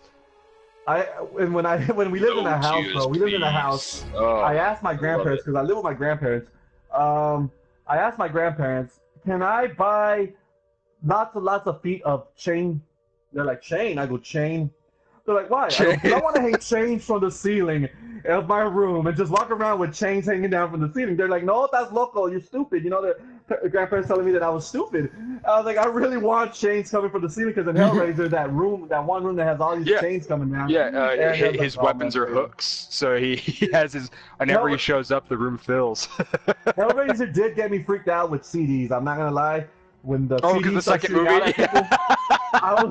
Every time I see a CD, I don't cut yourself with it. Don't even put blood on it or nothing. You know, these CDs are gonna start coming out and stuff like that. That's the homegrown Cenobite that he makes out of the girl's friend. Yeah, where he's got the because one of them has a camera as his head, and it's so stupid. I love it. But the other guy injects discs out. So Hellraiser was a bunch of creeps. I mean, there was some creepy characters. I don't know how they managed to come up with these creepy characters. Clive Barker. So he based them off of BDSM. Clive Barker learned about the BDSM world and was so intrigued by it that he wanted to create these like absurdities over it, right? Mm-hmm. You know, the BDSM world definitely has a lot of things that a lot of people would feel uncomfortable with, whether it's with hooking yourself. Where you place a hook underneath the initial layer of skin and you hang from it, and it doesn't actually hurt the way people think it would. I have a few friends who have done it. It's really interesting to see. The style is very gimpy. It's all leather. It's very exposed. You know, it's a very hypersexual environment, and he had never heard of it before. So he bumped into it, and he created the Hellbound Heart, which is the book that became Hellraiser. It's phenomenal. And one of the things that I love about the Cenobites is they aren't evil. You know, they're like Jason kills because he kills. Freddy is undoubtedly evil. You know, he kills for the pleasure of killing. The Cenobites do not kill. You have to solve their puzzle box, and when you solve their puzzle box, they give you the option to undergo the ultimate pleasure, which is a mixture of sexual release and torture. And the only people who ever access it are people who come in contact with the lament configuration, which is that little golden box. And so they aren't inherently evil. You know, they're not hurting people to hurt people. They're hurting people to turn them into a Cenobite. And to become a Cenobite, you have to survive the torture. And that's when you've experienced the ultimate pleasure. It's really brilliant. I loved it. And then he stopped working on the movies because the director that tried to bring it to the film wanted to make Pinhead evil. He wanted to make him a villain. And Clive Barker hated that. He didn't like that his beloved character had been butchered into a generic horror villain, you know, which is a shame because I gotta agree. It's a great horror. Man, the scene where Frank is torn to pieces and his heart is hanging from the floorboards and his younger brother, I think it's his older brother's blood dripples down onto it, and the beautiful stop motion clay figure of him coming back, where his body is like forming from the intestines and then the spinal column, and then the arms grow out, and then you can see the nerves that build to the brain. Oh, it's so good. It's so good, man. That's what we call Gores Galore. Yeah. Oh, it's so fucking brilliant, man. I was blown away by that scene. It's like gross blood too. You know, it's not like Nightmare on Elm Street where it's copious amounts. Yeah. You know, it's just right. Talking about blood and stuff like that, you know, back then in the 80s, guys, you guys got to understand that they used actual blood, or try to use actual blood instead of stage blood. Yeah, like pig blood. Stage blood was a lot brighter than the real blood. The first time they tried that was with Carrie, and they did actually use pig's blood on Carrie. Pig blood. I love Carrie. Pig's blood on Carrie to get that look on her. Yeah. And, oh my God, can you imagine the way that blood probably stuck to her skin? Oh, yeah. It's slimy, man. Blood does not come off. especially in that kind of like congealed copious amounts. They used back then was blood, where they didn't care about, oh, you're gonna catch some kind of disease or nothing. No, they did it for the love of the passion of horror, the movies and stuff like that. Oh yeah. Well, and stage horror, stage blood could never equate to it. No. It just never. It was not nearly as good. Yeah. Oh yeah. When it doesn't have that thick texture, blood in copious amounts is very slimy. It's kind of slippery. And of course, when you're using genuine blood like pig's blood or anything like that, it congeals, so it doesn't come off as maybe fresh, but it's still nastier than that bright neon red, like spray paint, Yeah. Now we're talking about horror villains now, and we left a couple out right now. Oh yeah, which other ones do people have up? There's no small order, but Chucky is one of them. Chucky. My cousin's afraid of Chucky. She would the mention of Chucky, she'd just be like, what, no. Well, you gotta understand. Once again, shout out to Chucky and all that, but it is based off a true story as well. But of course, we all know The Conjuring and story of Annabelle and all that. Yeah, the Annabelle doll. You can actually go see the doll in a museum, which is really cool. Annabelle is not that porcelain doll, though, guys. Everybody out there watching, Annabelle is actually a Raggedy Ann doll. Yeah. Annabelle is actually a Raggedy Ann doll that was possessed, and my grandmother has a Raggedy Ann doll. And Raggedy Ann was very popular for a very long time. Yeah, every little girl would get a Raggedy Ann doll of some variant, It's definitely. And apparently, this Raggedy Ann doll is possessed, as you've seen on TV multiple times. If you haven't seen it on YouTube, I definitely go check it out. Go check it out on YouTube. There's a good documentary about the actual Annabelle doll that the Warrens actually give. It's very cool to see it in its display. It's weirdly beautiful. It's bone chilling, bro. I would like to see it in its whole display as well. But yeah, also you got Annabelle is a real thing, but Chucky, going back to Chucky and the origins of Chucky. Chucky is a real doll as well, based off of a possession from Robert the doll. Now Robert was a male version of a Raggedy Ann doll, and he was possessed as well. That they went from down. Now Robert is now in a confined place as well, but Robert is actually the doll that they were talking about in Child's Play. But that doll, the Chucky doll, is actually based off of My Buddy doll that was really trending in the 80s when they really made it. If y'all don't know what a My Buddy, I have a My Buddy doll. I'm tempted to go get it.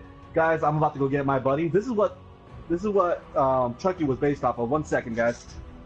Y'all could keep on talking. Hold up. Absolutely. I mean, I personally don't. I personally can't say that I was a fan of Chucky. Nah, I'm never. Doll characters have never really bothered me too much. I enjoy horror for the sensation of feeling nervous and feeling afraid. So unfortunately, I'm a bit of a snob, it's something that I don't take pride in, because a lot of horror has been ruined for me because of that. I don't get to enjoy a lot of things because I feel like a natural bitchiness towards it. So I never grew big on Chucky, but I do remember really enjoying the Puppet Master film. I think it was Puppet Master. Right when we get to Puppet Masters, I am back, guys. Chucky, based off of My Buddy doll. This right here is a My Buddy doll right here. This right here is a My Buddy doll. As you can tell, it says My Buddy right here. My godmother gave me this for my birthday when I was a little kid in the 80s. That's awesome. But this is a My Buddy doll. That would freak me out. This is what Chucky is based off of. That would freak me out. He doesn't have a long hair. He has a cap on, a red cap, and he has the little coveralls with the little shoes and everything. This is called My Buddy. I've had him mostly all my life. And all that good stuff. But this is what Chucky is actually made of right here.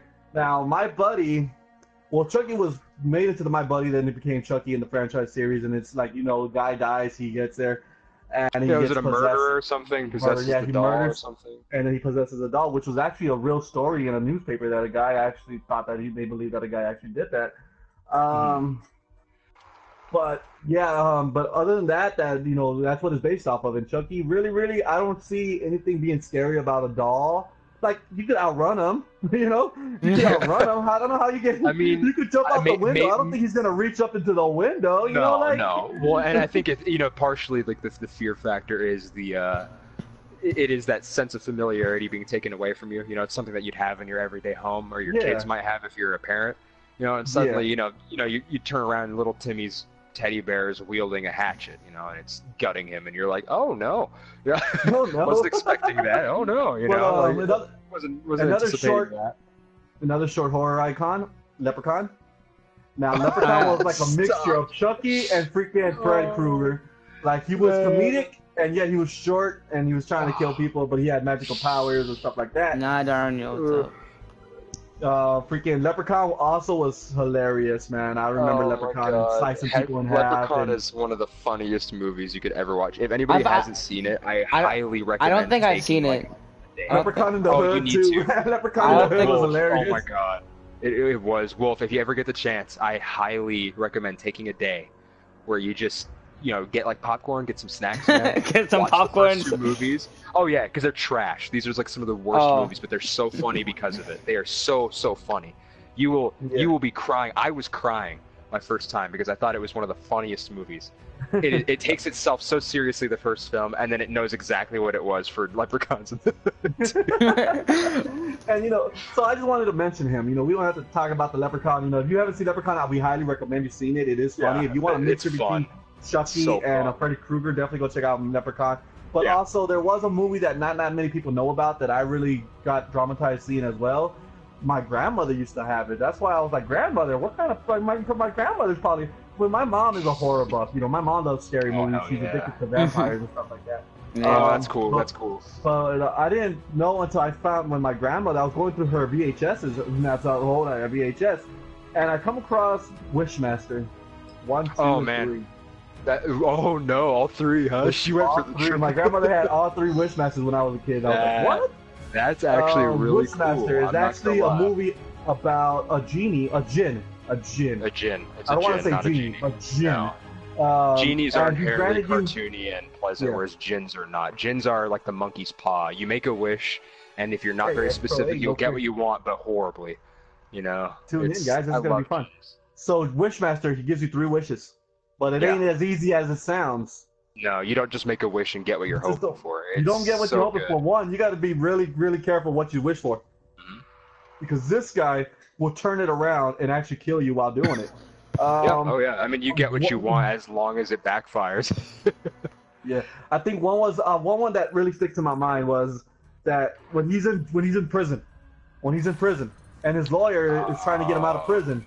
Yeah. And then the lawyer, he says, "Well, what do you want to wish?" I think who played him there? Was Ray Liotta? Was it Ray Liotta that played him? I think it was Ray Liotta. Yeah. Yeah, Ray Liotta was playing Jin, and then the lawyer says, "You know what I wish for? I want to F myself." Yeah. And then your wish is my command, and the Jin stabs his finger, and the guy's back breaks. He breaks in half, and then he starts effing himself. And I was like, what the? He breaks him to help him do it. It is so... Well, it's kind of comedic. It's definitely kind of funny, but it's also very, it's jarring. It's definitely very jarring. You're like, was not expecting to watch a guy get broken and then fuck himself. There wasn't any scare factor to it. It was just like a creep factor to it. But it's fun, yeah. I was not expecting this. I mean, it's like, I'm actually really excited for this, what is it? It's the possession of Anne something or Hannah something. It's a new movie coming out. Speaking about the possession, it looks phenomenal. It looks incredibly phenomenal. It looks like they took a page from The Grudge, which is one of my all-time favorite horror films. Mm-hmm. I have nothing but love for the Grudge films, despite how terrible they got. But she has the contortionist movement where her body is breaking while she's moving. That is one of my favorite horror techniques. It's also just one of my favorite movements. I don't know. There's something that I find very intriguing about it. Yeah, they pop lock and drop it down the hallway and then shank you. It's hysterical. That one girl from The Possession of Emily Rose. Yes, that's a good movie. That movie was like, holy damn. And that was actually her. Movie. She was able to do that. She was able to do that. She's a contortionist. She's phenomenal, man. All that. I was like, dang, that hurts just looking at it, it's crazy. Yeah. It's like, I don't know. I can't even bend over to pick up a plate, much less. which, by the way, was also based on a true story as well. Possession. Yeah, Emily Rose was. Possessions did happen. We can't sit here and say, "Oh, I don't believe in none of that possession. Demons don't. There's no demons. There's no devil or not." Yes, there is. There's people getting possessed by these things. They're being possessed by something that we can't see is possessing these other people. And I know we talked about it earlier. Whether we portray it as something like the devil or something else, there's definitely a lot of things that we don't understand quite yet. I mean, I know a lot of early exorcisms were for people who had epilepsy. You know, they didn't understand what epilepsy was, so they see a seizure and they go, "Oh, demon possession." You know, in all reality, in all reality, little Jimmy was, you know, he saw like a flashing light. You know, someone was wearing armor, and he, you know, he has epilepsy and he doesn't know. And you know, his dad's like, "Look at my sick new shield," and he flickers it, and then his son is like, you know, his son's on the floor. That's totally understandable. Totally but there's definitely some where there's some things where it's like, okay, well, definitely not enough documentation to say that they're wrong, you know, by any means. And in all reality, for the, you know, like I said last time during the first time we did this, I wouldn't consider myself spiritual by any means, but I also wouldn't, yeah, exactly. I think I don't have enough information to make that claim. You can see what things are man-made, but then you can't for other things, you know what I mean? Like there's some things where it's like, this is definitely written by a person, or this is definitely written for this intent by people. And then there's some events where it's like, okay, no, maybe not. I mean, you know, there's a lot of weird medical cases that always make me raise an eyebrow every once in a while. And one of the ones that I'd read about some time back, and I can't guarantee if it's real or not, you know, you can only read so many of the same article and just try and cross-reference as much as possible. But a guy's brain had deteriorated from the inside out.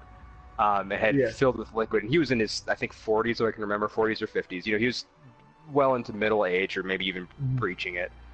But he was still functioning despite the fact that almost his entire brain had deteriorated over time.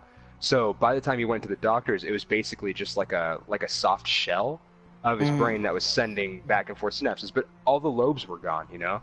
It was really weird. That's a really weird case of like, okay, you know, I no explanation, and I'm not even going to pretend that I know, or that it's not something that I can't, that someone can't go, you know, ghosts or anything like that, you know? That would be wrong of me.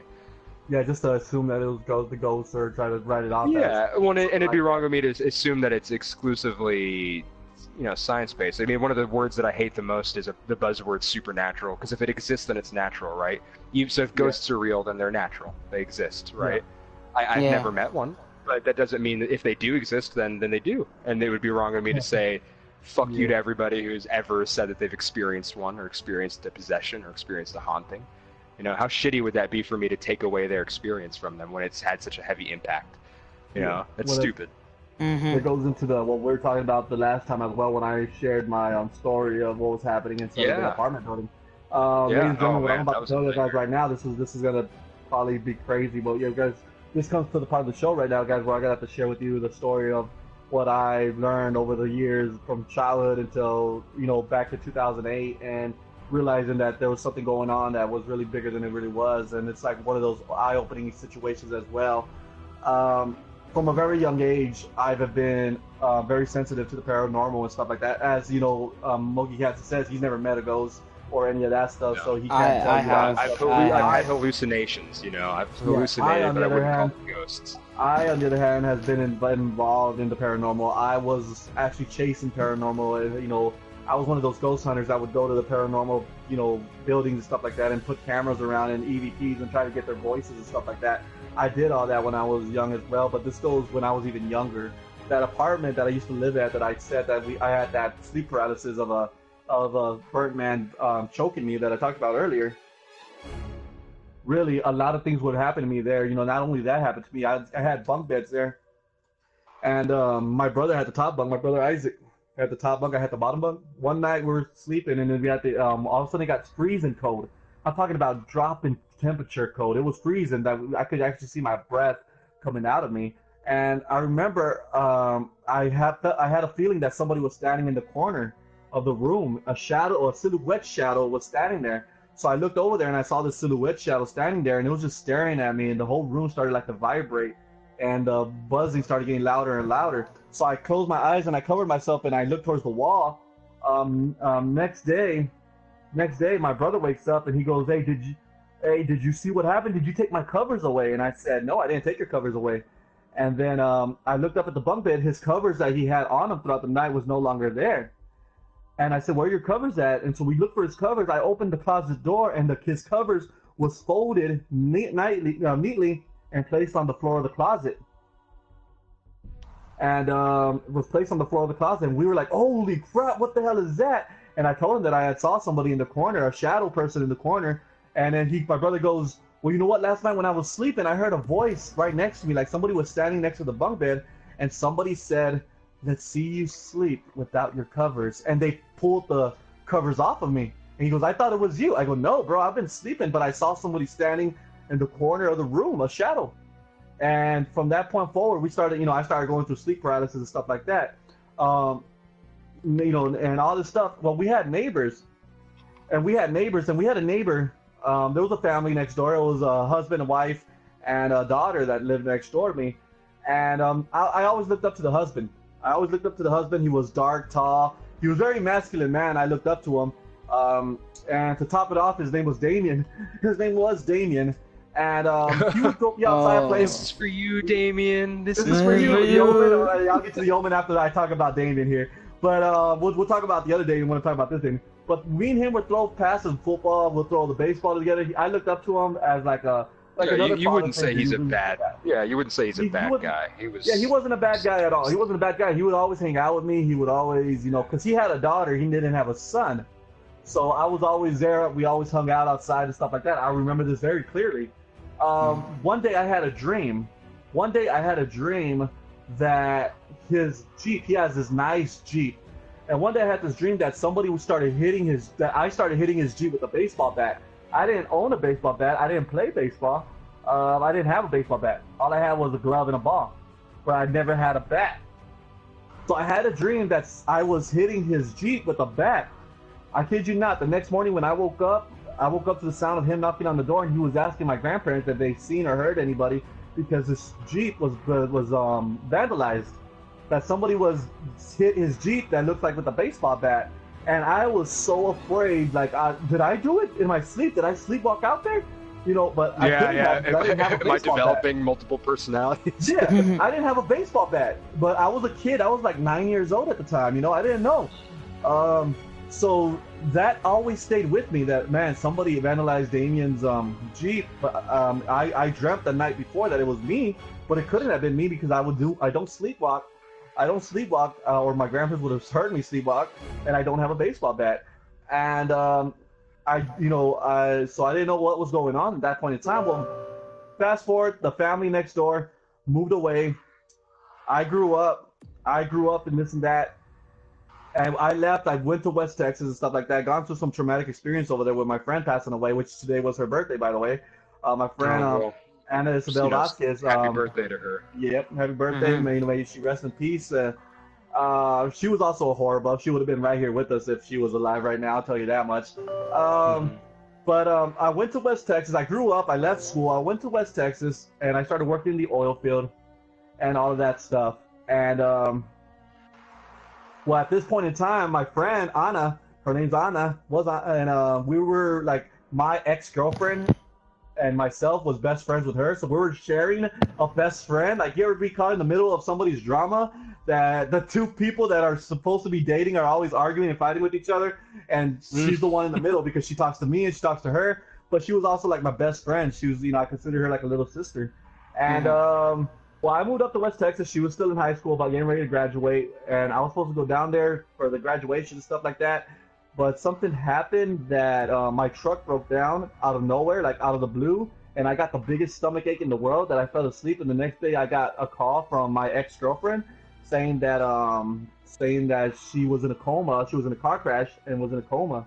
A couple of days later, I found out that she passed away, and I went down there for the funeral and came back, and I blamed everything on God. I started cursing at God. I started, being open to any kind of spiritual entities and demons. Like, I cursed God. I blamed God for the passing of my best friend. And since then, all of these paranormal stuff was happening because they happened before because I was inviting them to observe them. But now I'm inviting them to do whatever they want with me.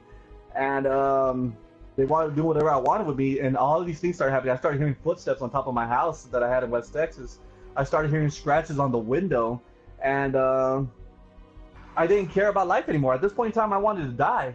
I blamed myself because I was supposed to be with her that night. She was supposed to be in my truck that night, and we were supposed to hang out. But I blamed it on myself, and because she went with her sister that was drunk. She was drinking and driving and drunk, and she flipped the car over, and that's how she ended up in coma for 5 days before she passed away. And So all this stuff started happening to me in West Texas, and I started having all these dreams and stuff like that. I started seeing things that were there, like shadows at my doorstep. I started hearing voices. One day I just gave up on life, and I was working in the oil field. I was working on a rig when some H2S gas started popping out of the gas, and I went over there, turned the valve, and all this H2S gas, which is the sour gas. And if you inhale this gas, you die within minutes. You die, yeah. You die. There's no coming back from this. Well, I went over there and I couldn't get the valve to close, so I tried. Me and my friend tried to turn it, and I inhaled some of this gas, not intentionally, but because I was trying to turn a valve, I had a gasp and I inhaled it, and I started getting all the symptoms, like my insides were burning. They airlifted me to the hospital and stuff like that. And when I was in the air, they had me in the helicopter and I'm flying in the air. I heard a voice saying, is this what you want? It was a soft, still voice. Is this what you want? And I could have, to me it was God talking to me. And I was like, no, I don't want to die. And this voice said, then let me do my job and you do your job. It is not your time yet. And I just remember saying, okay. And then when the helicopter landed, the doctor started doing all these tests and stuff like that. The doctor came back and said that there was nothing wrong with me, that I wasn't burning alive and stuff like that. So after that, I told myself I'm gonna live a different life. I'm gonna stop blaming God for everything. I'm going back home to South Texas where my family's at. And that night before I decided to go back to West Texas, I was living with a girl at the time. She was living in my house, and we were sleeping in bed. And around 3 a.m., she jumps on me and says, there's somebody standing at the doorway. And when I looked at the doorway, when she was shaking, she was like, there's somebody standing at the doorway. There's someone standing at the doorway. I looked towards the doorway, and there was this figure of a girl standing at the doorway. And all the goosebumps, like they are right now, goosebumps are starting, you see that? Goosebumps are starting to stand up. The shadow girl was standing there at 3 a.m. in my doorway of my room, and all we did was cover ourselves and fall asleep. The next day, I make it official that I'm going back down to South Texas. So we're packing everything up. The night comes around. All right, we're going to leave in the morning. As I'm laying there in the morning, as I'm laying there at night again, I get woken up by my girlfriend at the time. And she's saying that she hears somebody walking in the living room, back and forth, to the front door, back to the living room, back to the front door, back to the living room. And then I woke up and I started hearing footsteps. I'm like, what the hell is that?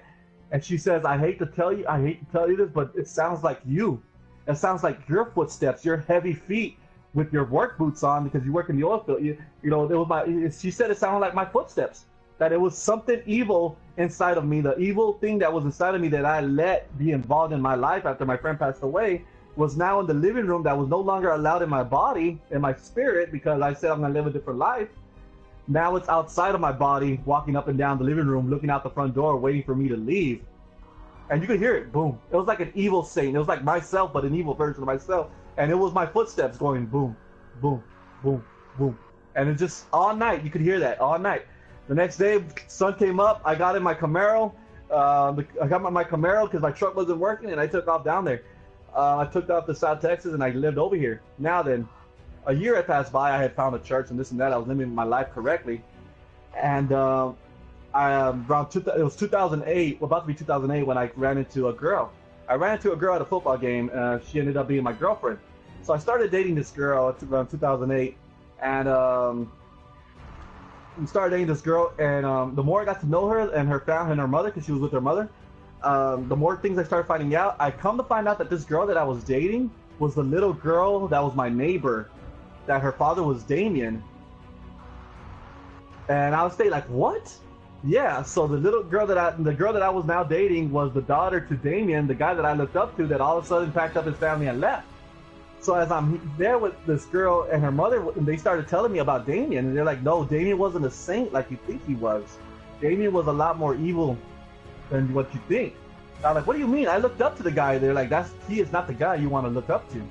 I go, what do you mean? Like, that guy played catch with me. We threw the football to each other.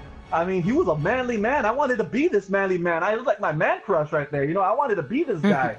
And the mother of the girl I was dating goes, no, he was always doing witchcraft and doing all this kind of seances in the apartments that we lived at.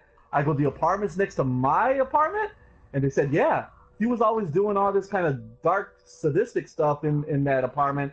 He was, always doing all this kind of stuff and trying to do all these things. I'm like, no wonder I was having sleep paralysis in the other wall right next to y'all. We lived right next to each other. The walls were connected. How was I not going to get affected by what he was doing by a wall, right? Like, I was seeing shadows. People were freaking. My brother slept in the cold because this ghost or this entity pulled the blankets off of him. This guy, we did not know that this guy was doing all of these things next door, and now I'm dating his daughter. Like, I was like, what?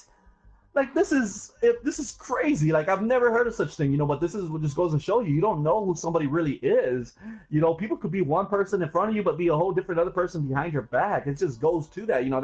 That's a story that I wanted to tell. I've seen these things with my own eyes. I've seen spirits. I've seen ghosts. Heck, I've even seen demons. But now I know people that were doing witchcraft and doing all of this stuff on there, and it's just creepy. And I dated the girl, and it just weird how it all goes back into a whole circle. And like, now I understand why I go through all of these things, because I've been around it for a whole long time. I am just vulnerable to it. I'm sensitive to it, and it's just really, really crazy to think about stuff like that. And it goes into we could transition from that story, guys, into making now that we talk about that. You could also talk about from one Damien to another Damien. Damien from The Omen was kind of similar to that as well. You have a boy that was involved in all this witchcraft stuff. Well, they were trying to get him, and they were trying to. Yeah, he's the spawn of Satan, if I can remember spawn correctly. Of Satan. And that's what I called my girlfriend at that time, the spawn of Satan. Yeah. To this day, I still call her the spawn of Satan. You're like, I see no difference. I see no difference, and she knows it as well. Like, every time I tell her, her name was Victoria. So now every time I come around to Victoria, I freak out. Like, I meet a girl, hey, my name's Joey, and she's like, hey, my name's Victoria. Okay, stay away from me. Stay away from me. Good, thank you. Have fun. Yeah. Yeah, I know y'all Victorias are evil. Now, it all comes down to them being Victoria. Yeah, it just comes down to being a Victoria. But yeah, Damien from The Omen, the spawn of Satan. This kid looked innocent. He looked innocent. But yet he was behind some of the most gruesome murders that you have ever seen. People were hanging themselves and stuff like that. Oh god, I love that movie, man. My favorite death is the guy who gets killed by the glass window pane. Oh my god, it just decapitates him. Yeah, it slides off the back of the truck, and it's so fast that it just takes his head right off. That is one of my favorite kills. That movie in general is just really good. The soundtrack's amazing. The guy who plays Damien's adoptive father, I guess he thinks is his actual father. He has got one of the most booming voices, and it's incredibly relaxing to listen to. Like the Morgan Freeman that whole movie. Yeah, he's just got that really it's very calming and very very powerful. It's just a very powerful voice. That movie in general is a great horror film. If you've never seen the original The Omen, I highly recommend it. Please don't waste your time watching the remake, and don't watch the sequel or the third film, because they shouldn't exist. They shouldn't exist when it comes to The Omen. They should have left The Omen as it was. I mean, that kid looks so innocent. I don't know how they were able to get him to play such a wonderful job of doing Damien. But his facial expressions, the way he just stares at you, is just enough, Cold stare. Yeah. I have not seen another kid do that, like stare into your soul like that. I have not seen. I always thought the kid who did, no one has ever nailed it as much as the kid who played Damien, for sure. But I remember the kid who plays the son in The Grudge did a really good job, because he's like the alarm clock. If he spots you, then the Grudge will come and get you. He kind of alerts her to your presence. And there's the scene where the girl comes across him, and he's sitting on his haunches, and he's just sitting there staring at her with these cold eyes. It's like pure hate, just evil intent. And then he makes this cat-like shriek. Oh man, that was such a beautiful performance. I was blown away. I was like, I don't know how you get a kid to willingly dress up like that and do that, but that kid's my hero. I salute you, Damien. I salute you. Yeah, I salute you for your shenanigans, because that is amazing. Yeah, man, the Omen is something that's really, really scary. Which really, you have to look into the people. Great film. The story I just told about Damien, you really gotta know who people are, because you don't know who's out there. You know they could be your friends, but you have no idea what they're doing behind closed doors. Yeah, in their closed doors, and at the same time, you also don't want to hate them for it either. You know, that's also that's a dangerous trap that you can fall into where, you know, one of the things that I prefer to that I've loved studying is the many variations in religion, as well as many previous religions that have either been watered down or, you know, pulled into one thing, and then, you know, where that goes in the future. You know, if we could live for a few thousand years each, we'd see our current existing religions, whether it's Catholicism, Christianity, evangelical, Hindu, Buddhism, you know, so many. There's even still some variants of paganism that still exist. Wiccan, you know, those things will all be different in the future. They'll be completely brand new. And so you definitely don't want to fall too quickly into the trap of calling one evil over the other, you know, because that doesn't mean the person's bad. Maybe the practice is upsetting to you personally, or maybe it counteracts your personal beliefs. But just like that guy where he was playing with you like a father, you know, he probably had no ill intent. You know, whatever he was doing affected you, but his intention was probably not to affect you. Yeah, he probably had no idea. Most people don't know what they're messing with when they're messing with things. You know, they do stupid shit, and then they mess around and they go, "Oh damn, that's what that does." You know? And I also had friends as well who was doing part of the Wiccans and doing all this stuff and doing. Oh yeah, I've met many Wiccans, and here in New Mexico we have a lot of curanderas, and I think witchcraft is almost completely gone here in the West. Like in the West. It's big in Texas. Yeah, it is. It's big in Texas. It's really big. Funny enough, in some cities, I've been blown away to find out how many of my across seas friends in like New York turn out to be Wiccan or practice some form of witchcraft. I remember my own mother. My mother is very. She was not a good parent initially, for many years until I was already an adult. She was very, very abusive, but one of her practices was practicing many variations of religion. She practiced, her core religion was Christianity, but she practiced a lot of Hinduism as well as even to some degree voodoo, just because of her culture. She's African, and a lot of her grandmother's practices were voodoo, from my understanding. And I remember when I was little finding a bunch of books on it and not really understanding what it was, that she was practicing, not understanding the intent behind it. And voodoo is still weirdly around. That blows me away because it's such a niche. Down the bayou. When it's such like a niche practice, you know, like even something as hidden as Wiccan has become pretty widespread. But you know, I remember seeing a bunch of those weirder. What I would say people consider evil practices like voodoo and stuff like that as a kid. You know, my mom does a lot of, even now though she's dropped a lot of those practices. Whenever I go to visit her, if she's not feeling good or if I'm not feeling good, she'll always make these really gross concoctions with a bunch of like herbs and shit that she'll go and buy, you know, and they're fucking foul. They smell like vinegar and it's so gross, but they make you feel better. You know, you drink it, you throw up once and then you feel good. So I wouldn't call it inherently evil, but I don't know, that smells pretty evil. to piggyback off of that, the way I would always think about it as well, because I got a lot of backlash and a lot of controversy surrounding me, being that my core religion was Christianity as well, and I was involved in the church, you know, and I was involved with the teenagers and the youth groups and stuff like that. I was a well-known youth leader. But one of the controversies and backlash was that I was always around, you know, paranormal horror stuff, you know, not just like the horror movies, because I'm a fan of the horror movies, but like the horror in general, the nature of horror. Yeah, that's the nature of horror. That's what and then my explanation would be like, I know what I'm watching is a movie. I'm watching for the content. I'm not watching for any reason to be part of the occult. You know, I'm watching because I am strong enough. This is one guy who went home. One guy who went home and was like, I want to make a movie about this. And he made a movie. His intention isn't evil. He's making a movie. Because in church and Christianity, it's like you can't see this, you can't see that, you can't be a part of this. Yeah, it definitely was for many years. For many years, it was very closed. I remember my cousins couldn't watch Harry Potter because it had witchcraft, you know, and that always blew me away. But it's just the way they get carried away with all of the banning and stuff like that. Me personally, I enjoy horror movies, and I see it for the content. I see it for the story. I see it for the special effects. I see it for what this director could do as a director in his mind could come out with and put it on film. I see it as a fan, as a behind-the-scenes guy. I don't see it like, I want to see all the blood. I want to see the body count. I want to see Yeah, the message, what the message, like, well, how is this going to influence me? It's the thing as a whole, as a media. I'm not trying to get influenced by any scary movies, you know. And they would be like, well, you go out there and go to the haunted houses in San Antonio during Halloween season. I go out there to the haunted houses. I like a scare. I want to get scared, you know. I want to get scared. It's not just because you're afraid to get spooked doesn't mean that I should be. Yeah, so it's not in any way trying to be involved, you know, like I said, influence me whatsoever. I know these people are in mass, and they pop up and they go boo. That's a normal person going boo, you know. Yeah, and then he goes and works his 9-to-5 job the next day. Exactly. You know? I mean, exactly. He's just you know, a guy.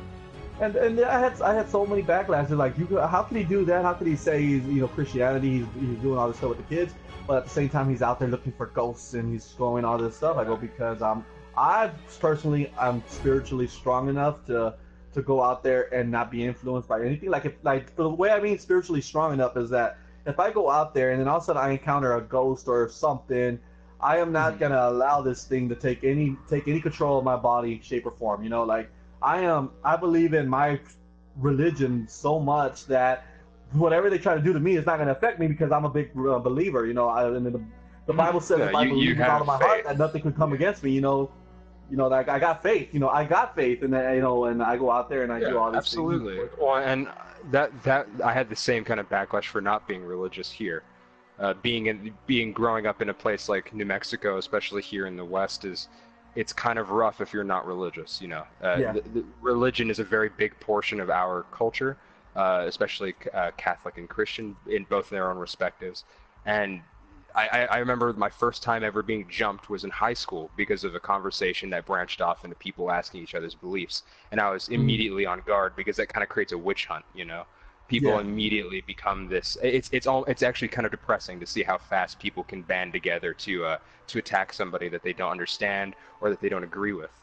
And especially with a very, very religious mother. My father was not religious by any means, but he definitely allowed my mother to practice her religions because that's her, you know? We only live so long, so why try to take that away from somebody? You know how that's such a shitty thing to do.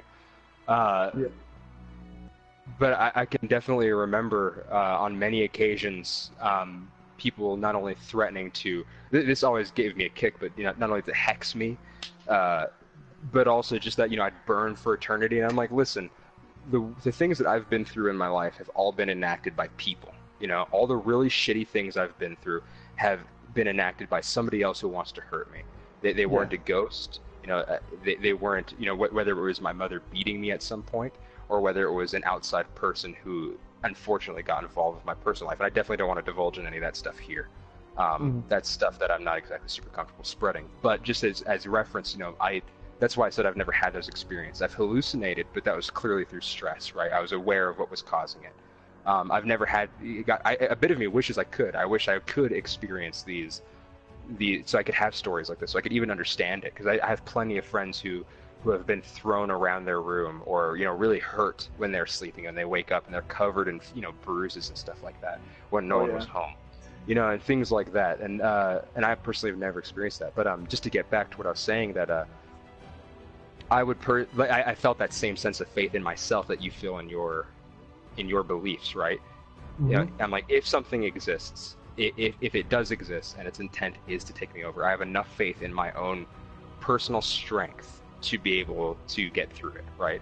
I've been through enough as a human being that I think my mental fortitude is at least strong enough to handle whatever I don't understand, right? I'm not going to deny its existence. I'm not going to sit there and crumble under pressure.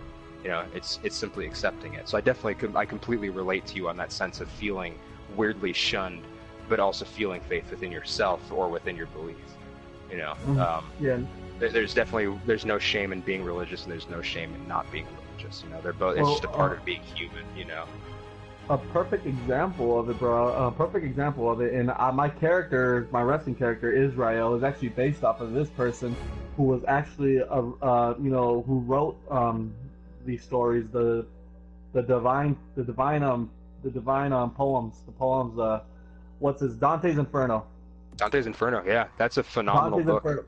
All written in poetry. It's phenomenal. It's really y'all guys don't know who Dante's Inferno or what happens in Dante's Inferno, guys, it's a huge He's book. Not it's a like good the dude. Bible. Yeah, he is not a good dude. Dante's a pile of shit. Dante was a guy that was going through all sorts of spiritual stuff and going through you know, he was seeing part of the things. Crusades. He's part of the Crusades. That cross that I wear, the cross that I wear on my shirt, the spray painted cross on my shirt is actually in reference to Dante wearing the cross on his shirt, going to the Crusades and stuff, because he was a Christian Crusader, and but he enacts a lot of horrible shit.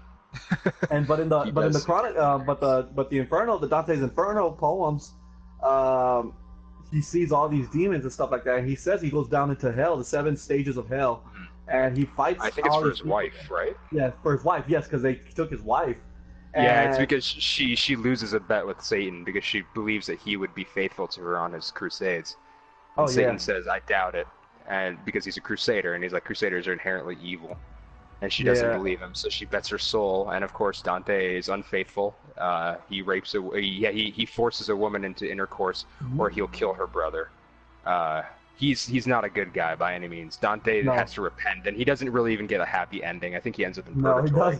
No, he doesn't. But that's where I could get the cross from. There, you guys see me wear my cross whenever I go wrestle. That's in reference to Dante's Inferno, being that he was a Christian Crusader and that he spent time in hell and fighting these demons off, and going to get his wife. That's why I take it, because I've gone through a similar thing. You know, being around religion and being a Christian as well. I consider myself a Christian Crusader, going through the same things when I go out there into the unknown with the paranormal. And Dante, if y'all guys got, man, I read it, guys, and I gotta warn y'all, if you're gonna read the Dante's poems, read them, but make sure your mind is right. You don't want to read them when you're not sure about your life, or you have no direction of your life. They're a bit rough, yeah. You're following a main character who's not a good guy by any means, and you're kind of forced to stick with him through all the horrible shit that he does.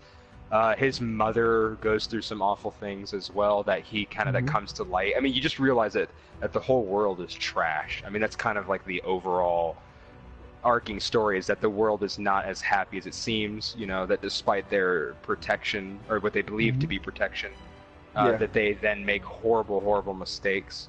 I mean, that is one of my favorite lines in the whole thing. Is they get blessed by, I don't know if it was a pope or the priest. It was just a priest or the pope. But before they go on their crusades, they're told that any sins they enact, they will be exempt from. And then they do all this really terrible shit. I mean, they really take that to the nth degree. You know, they go all out with that, where they go, no, whatever sins I committed, you know, it's okay. You know, God will forgive me. Yeah. This is a crusade. Well, that doesn't include rape and murder of innocents, you know. Yeah. But they do it. You know, they all enact. It is. It's a rough book, but it's really, really, really good. It's so good. And what I mean by make sure you guys are minds right, because when I was reading this book, my mind started like relating to the character, like wanting to be the character. You don't want to be this character. You want to read the character. You don't want to be influenced. You want to read it.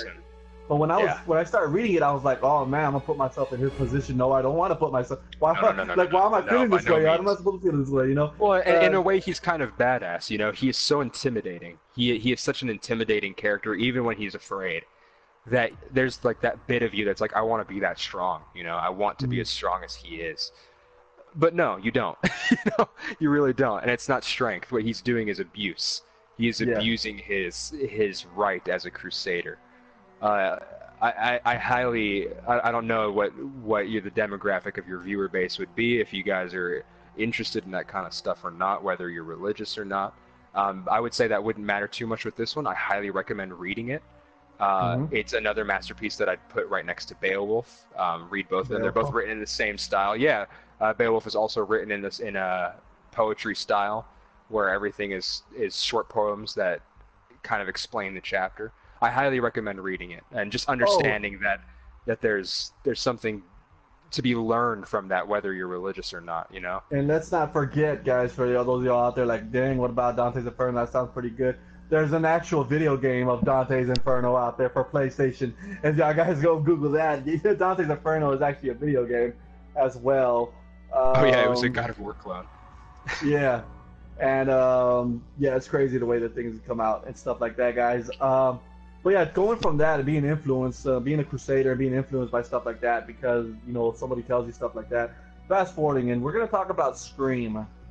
I know a lot of people out there in the chat were talking about it as well. Scream, guys, the Scream series. I enjoy not just a monster flick like that, but when it comes from a psychotic point, like this is somebody right next to you doing these things, and you don't know who it is, there's something about that kind of style movie that I enjoy. You know, when it comes to who did it, you know, who's the corporate, who's the one, you know, which one of us is the killer. You know, that kind of thing really blows my mind because there's always twists and turns, and it's always a collision on a hanger. Scream 1. Loomis kid is like one person that I look up to because that guy played that like role perfectly. He played the boyfriend role. He was good looking. I called him Johnny Depp at one point. He did have the looks going for him. He had that crybaby Johnny Depp and crybaby look going on to him. So he really did have a baby face. But for him to come out as the killer was like, dang, the guy that gets picked on and works at a movie store is not the killer. The actual killer is the boyfriend himself, you know? And the way he did it with his friend, you know, it was just crazy, but so clever because that's the way people think nowadays, guys. People are smart and put on these kind of things and you can't just get away with it. Like this guy, you would think he was one killer, but it was actually 2 killers, him and his best friend, all because his dad was in a crappy relationship with that girl's mom and he just wanted to kill the girl because he was a mama's boy, you know, like he was sad about it. And it was just crazy how it all turned out. You know, Billy Loomis was a good character, and to think that the last name Loomis was actually an actual guy, right? It was like a Dr. Loomis, and Dr. Loomis was actually a real doctor that really did a lot of these things on these patients that were very bipolar and psychotic like that. And that's where they made his name Loomis, and that was like a little Easter egg for everybody out there watching the Scream franchises. It was like a reference to the actual to a gentleman who had to deal with this kind of crap. And it was a tip to the hat to those kind of sickos over there. But yeah, I enjoyed the Scream series, guys. If you guys are wondering if I do enjoy the Scream series, Scream 1 and 2, you know, the way the stories are put out, they're really good. I definitely don't enjoy them from a horror aspect. They weren't horror, parody-like. They're very like comedic. Yeah, they were comedic. I would categorize it not as horror, but more as like drama. Thriller, maybe? Yeah, drama's definitely. Drama. Yeah, that fits. Or suspense. Suspense would be good. Yeah, suspense would be good. But it wouldn't categorize in the horror film because it is just a guy in a costume killing people. There's no biggie. There's cops are involved. You can't get the cops involved with Jason because it never works out. You know, you can't get the cops involved with Freddy because it never works out. You can't get the cops involved with Michael Myers because they can't find the guy. You know, and we all know what happened to Leatherface when the cops went after him. It's actual footage of him running out at them, and it was the last time you've seen those guys. But when it comes to you know, that was a good genre such as suspenseful. It was suspenseful. You had college kids or high school kids in college. They turned to college kids. And it went on with the same storyline. It didn't stray from the storyline one bit. Each one of those movies tied into the first. Not like Final Destination, where 1 and 2 tied in, and then 3, 4, 5 were just weird. God. I'm gonna be real. I hate the Final Destination movies. I really don't like them at all. I hate them. They creep me out. They creep me out. Terrible. They were just like you said it. You said it before the podcast went on. You said it was just a gore fest. It was just gore porn. Yeah. It's how horribly can we kill people on camera? And it's like, all right, well, what's the story? And it was like, these people have cheated death, so death needs lives. And I was like, that's so weak, though. You know, there's no motivation to care. Some of the deaths are so ridiculous. I remember the one that made me like really roll my eyes. It's the guy where he gets his intestines sucked out of his ass in the pool. They're draining the pool, and I'm like, they don't have that much suction. They don't have that much suction at all. Yeah, so it's so ridiculous. Like I hate those movies. I don't enjoy them because they're like weak gore porn. You know, it's just gore for the gore, and it's not self-aware enough. It takes itself too seriously. If it were like something like there's some older gore film that I can't really remember the name right now, where they're in like a fast food restaurant with all these zombies that are running it, and they're killing people and like using them to make food, and it's comedic, but it's like really gnarly. It's really gross and disgusting to watch, you know. But it's comedic. It knows what it is, you know. It's not trying to be taken seriously. It is exclusively for the fact of you know, I want to kill people in really gross ways, but it knows that, right? And it's playing off that. It's not trying to be some kind of deep story or anything like that. Which is what I felt like Final Destination's weakness is they're trying to be deep stories, but it's not. And they're not. It's a sinking ship. It's a sinking ship. You know, I saw the first one in theaters when I was in high school, and it freaked me out because it made me open my eyes to maybe that was really happening. But now that you're talking about, cheating death and stuff like that, then it's just death coming back to you. Let me rewind a little bit and let's take you back memory lane. Remember the Frighteners? Oh my god. That was death coming after you at every sense of the need. Yeah. If you haven't seen one of the best, I don't know if we'll consider it a stoner movie. Well, I don't think it was a stoner movie. It's like a stoner flick. It's like stoner horror. There's a lot of stoner horror. But The Frighteners was that movie that you wanted to see. That Frighteners is it's crazy. Movie. It's good. Death is actually coming after you, and he's like seriously like. You could see the Grim Reaper flying through the air trying to slice you down. This one person could see it all happening, but people can't see it happening. Yeah, it's just crazy. Oh, that's right. Same thing with Idle Hands. Idle Hands was crazy. I never saw Idle Hands. Yeah, it's another one. Another one.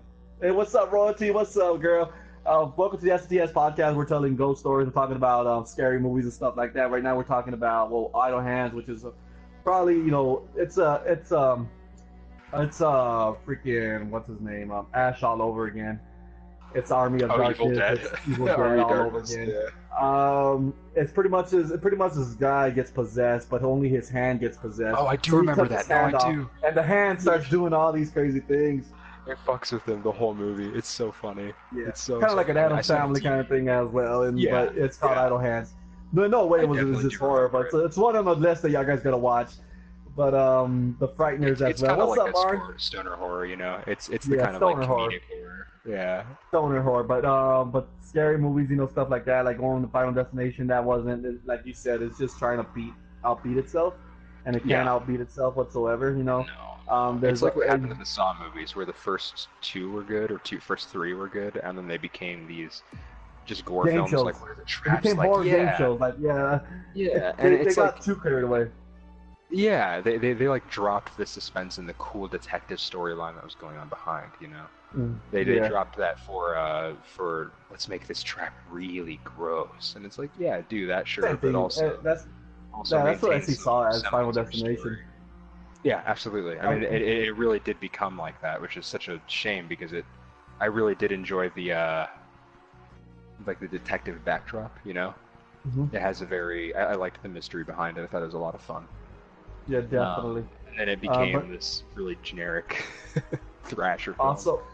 Also like that's like you got these horror movies and stuff like that they always keep adapting, but they always stay the same. Like Jason Voorhees could come up with so much stuff. Like they got so much story for days, and then you got Freddy Krueger as well doing a series. Michael Myers is still going strong. Texas Chainsaw Massacre. Even though these guys have taken on different kind of characters and directors, the story's always the same within them, and it's just something that the people eat up. A lot of these other horror people trying to do something, they need to work on that because they just stray away from the main purpose. They get a little attention, and then they want to say, "Oh, let's go out of this world and just, do something totally not related and just to see if we can get more people." That's not how it works. Stay simple and basic, like Jason Voorhees, Camp Crystal Lake, ta-da! Freddy Krueger, Devil May Cry, ta-da! Michael Myers is trying to get his sister still for 30 years already. Michael Myers is trying to get his sister. It's just crazy. But what they do need to do, going back to Freddy, a prequel to Freddy Krueger. I want to see Freddy as a human being and him killing these kids. And that will probably get people stirred up because people don't like to see kids getting killed. Because you know what happened to the It movie. Little boy gets his arm bit off and everybody freaks out about a little boy getting his arm bit off by freaking clown. But if Freddy Krueger were to come out and seriously start killing kids and like the way he was and the way they cut it, and remember he was the son of 1,000 maniacs. Remember, son of 1,000 maniacs, son of 1,000 maniacs.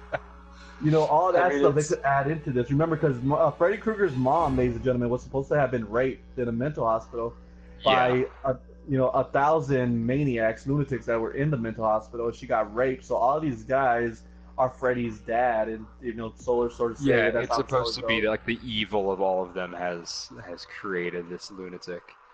Yeah, so I would love to see a prequel all the way up to him getting burned, and I would love to see that. Yes. To have him as a human being, and to have him trying to outrun and how people the cops and the detectives and everything after him until they finally catch him, and the people take it upon themselves and catch him in a house somewhere. Yeah. And I would really love to see that. I wouldn't want to see Jason Voorhees prequel for the fact being that I don't mean, think the first it would one's technically the prequel. Yeah, the first one is the prequel with his mom and stuff like that, but I wouldn't want to see that as well. Because remember, he is deformed underneath, and a lot of people would think that bad. He was semi. The whole point is that he's. Well, I don't know if he's elephantitis. But he's that's what it is. Is it elephantitis, where his face looked like an elephant, which led up to the Elephant Man movie as well.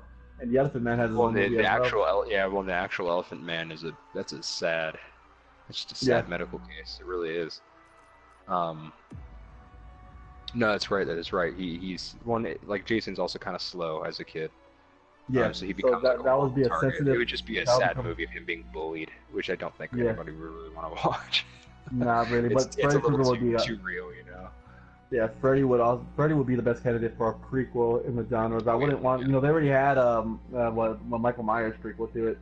Yes. That was the Rob Zombie film. Yeah, that was good. Yeah, the Rob Zombie. You gotta love Rob Zombie for trying to direct. Rob Zombie films are always awesome. He has the Devil's Rejects. They're ridiculous. I love him. He's crazy. I love him. He what was it? It was House of a Thousand Corpses, and then the Salem. Yeah. Salem Witches or whatever. I can't remember the name Witches and then Devil's Rejects 1 and 2. Devil's Rejects. Yeah. He was always involved with this kind of stuff. Yeah, he's one of those guys who he's not afraid to like jump outside of the mold. So even if some of his movies don't hit the mark, they're still fun. You know, I liked that movie where his wife played the radio host, and she gives birth to that weird like gross tentacle thing near the end, or she gets accepted by it. It was weird. It was a weird movie, but it was fun. It was a weird movie. That's Rob Zombie for you. I'm just tough rock star, and I've done Dracula, Living Dead Girl, and all these other songs, and now I'm gonna direct this scary movie. And what? Yeah, it's crazy all the way it goes. It's just crazy all the way it goes. But also, going from Rob Zombie and stuff like that. I mean, some of his movies, like the one he did with which one was it with Michael Myers? The one where Michael Myers actually flips a car over. I mean, that was awesome as well. Because that's the movie. That's where they show that his childhood was terrible, and that he was also kind of crazy as a kid. Like he has that thing where he's torturing animals. I totally believe it, man. If you have a rough childhood or if your life, I've been in mental hospitals, bro. I haven't been a patient in a mental hospital, but I've been in mental hospitals where, because I worked at the prison and I had to take inmates that were going through that evaluation, and they had to go to mental hospitals. I had to be over there to watch them. There was this one time where I took an inmate over there, and we had to watch them 24 hours there. So I was there at the mental hospital, bro. I kid you not, bro. There was this patient that was across the hall from us, and they told us to watch out for him because he was schizo and that he was bipolar and had a he thought that he was all these different kind of people. And I was like, what? Like, no way, there's no way. And then he went in his room, bro, and he starts talking to somebody in his room. And he's the only one in his room. And he's starting talking to somebody. And then all of a sudden I hear a voice talking back to him when he's the only one in the room. Oh, yeah, he's doing the voices? Yeah. And then all of a sudden I hear another voice. I hear a British accent talking to him, and he talks back to this British accent, and then I hear this girl voice talking to him, and then he's talking back to this girl voice, and I was like, what in the world? And I went over there and I tried to peek in, and it was only him talking in all of these accents, bro. Like kind of like that movie that came out with what's his name the Unbreakable franchise. Split. Now that guy did an excellent job at Split. I applaud that guy for doing that with Split. But that's exactly how it was. See it. I wish I had. I never got it's very highly recommended. He does an excellent job at playing all these multiple personalities. I mean, he does it finely, especially when he plays the girl's part as well. I gotta hand it whenever guys are like doing bipolar stuff like that, and they pretend to be girls and stuff like that. I really have a thing for that because didn't Split do something like that? Yeah, that's what I'm saying. That was the whole thing. But I witnessed it in real life. I witnessed it in real life in a mental hospital. It actually happened. I've been to mental hospitals, but I haven't been to like any of those major mental hospitals. Like this was a major one, man. They're terrifying. They're fucking terrifying. This guy was crazy. I was in this mental hospital watching an inmate one time, man, and this guy was out of his mind. He was all drugged up, and he called me Sergeant De Los Santos. Like that was my name, Sergeant De Los Santos. Sergeant. I was a sergeant there. And they gave him paper. I don't know what idiot nurse gave him paper that was stapled. Well, he took the staple out of the paper and he started cutting his wrist with it. And he's cutting his wrist in his padded room. It was a cell. It was a small cell with a window and a slot. That's all it was. And I ran over there and he's cutting himself. And the officers I have with me were telling him to stop doing that. They were like, hey, put the paper clip. Give us the paper clip. And he goes, no. And then I go over there and I go, hey, you know me. I'm your friend. Give me the paperclip. And he looks dead in my eyes and he starts cutting himself going, this is for you, Sergeant De Los Santos. This is for you, Sergeant De Los Santos. And he's cutting and blood is just like pouring out of his wrist. And I'm like, oh my God. We get the nurse comes with the keys. We go in there, we jump him and we take him down. I'm covered in his blood and he's like trying to fight us off and he's getting his forearm all on my face. My face is covered with his blood and it's crazy. I mean, that environment does nothing but make them worse too. You know, they're secluded and they're treated. Like there was another one, man. Another one with the pencil, bro. Another one with the pencil. Like he started stabbing himself in his own backside, in his own butthole. Stabbing himself with it. Yeah, I know. I'm not doing anything right now. That's fucking foul. Yeah, man, it's just gross. And that guy that I was telling you that was cutting his wrist when he first came into the prison. And I told him if he wanted to sign up to go to church, and I gave him a paper to sign up to go to church. I said, sign your name, and when he went to sign, he signed his name, and when I looked at it, he put devil. And he had like an upside down cross on his forehead and stuff like that, and he was like, but he put devil as his name, and I was like, we better watch him, because this guy's gonna start climbing the walls, and I'm gonna be freaking out. Like, that's the last thing I need in my life. I ain't seen a guy just climb up the wall, man. But man, it's crazy stuff out there, man. Especially in the mental hospital and stuff like that. Like I said, I've been there with them. It's such a sad world. That is a very sad. And they make them, like you were saying, they make them like worse when more worse than when they first go in there. And the pills and the medication they give them they just want, like, to be honest, some of the mental hospitals just want more money, so sometimes they give them like pills and medication that doesn't necessarily help them or just like slows it down a little bit, but being around more people like you just makes it like more worse for the like they need like one-on-one conversations to like get better. Well, they need to be treated like a human being. Yeah, they're not. You're secluded and you're treated like a test subject, you know. And in reality, a lot of those people are so bad off that sure, maybe that's the safest, right? Maybe maybe that is the best case scenario for everybody. But at the same time, it means that that person isn't going to get better, you know. Yeah. And it might be a little bit more different now. I mean, I'm not too sure. It's been many years since I've ever been near one.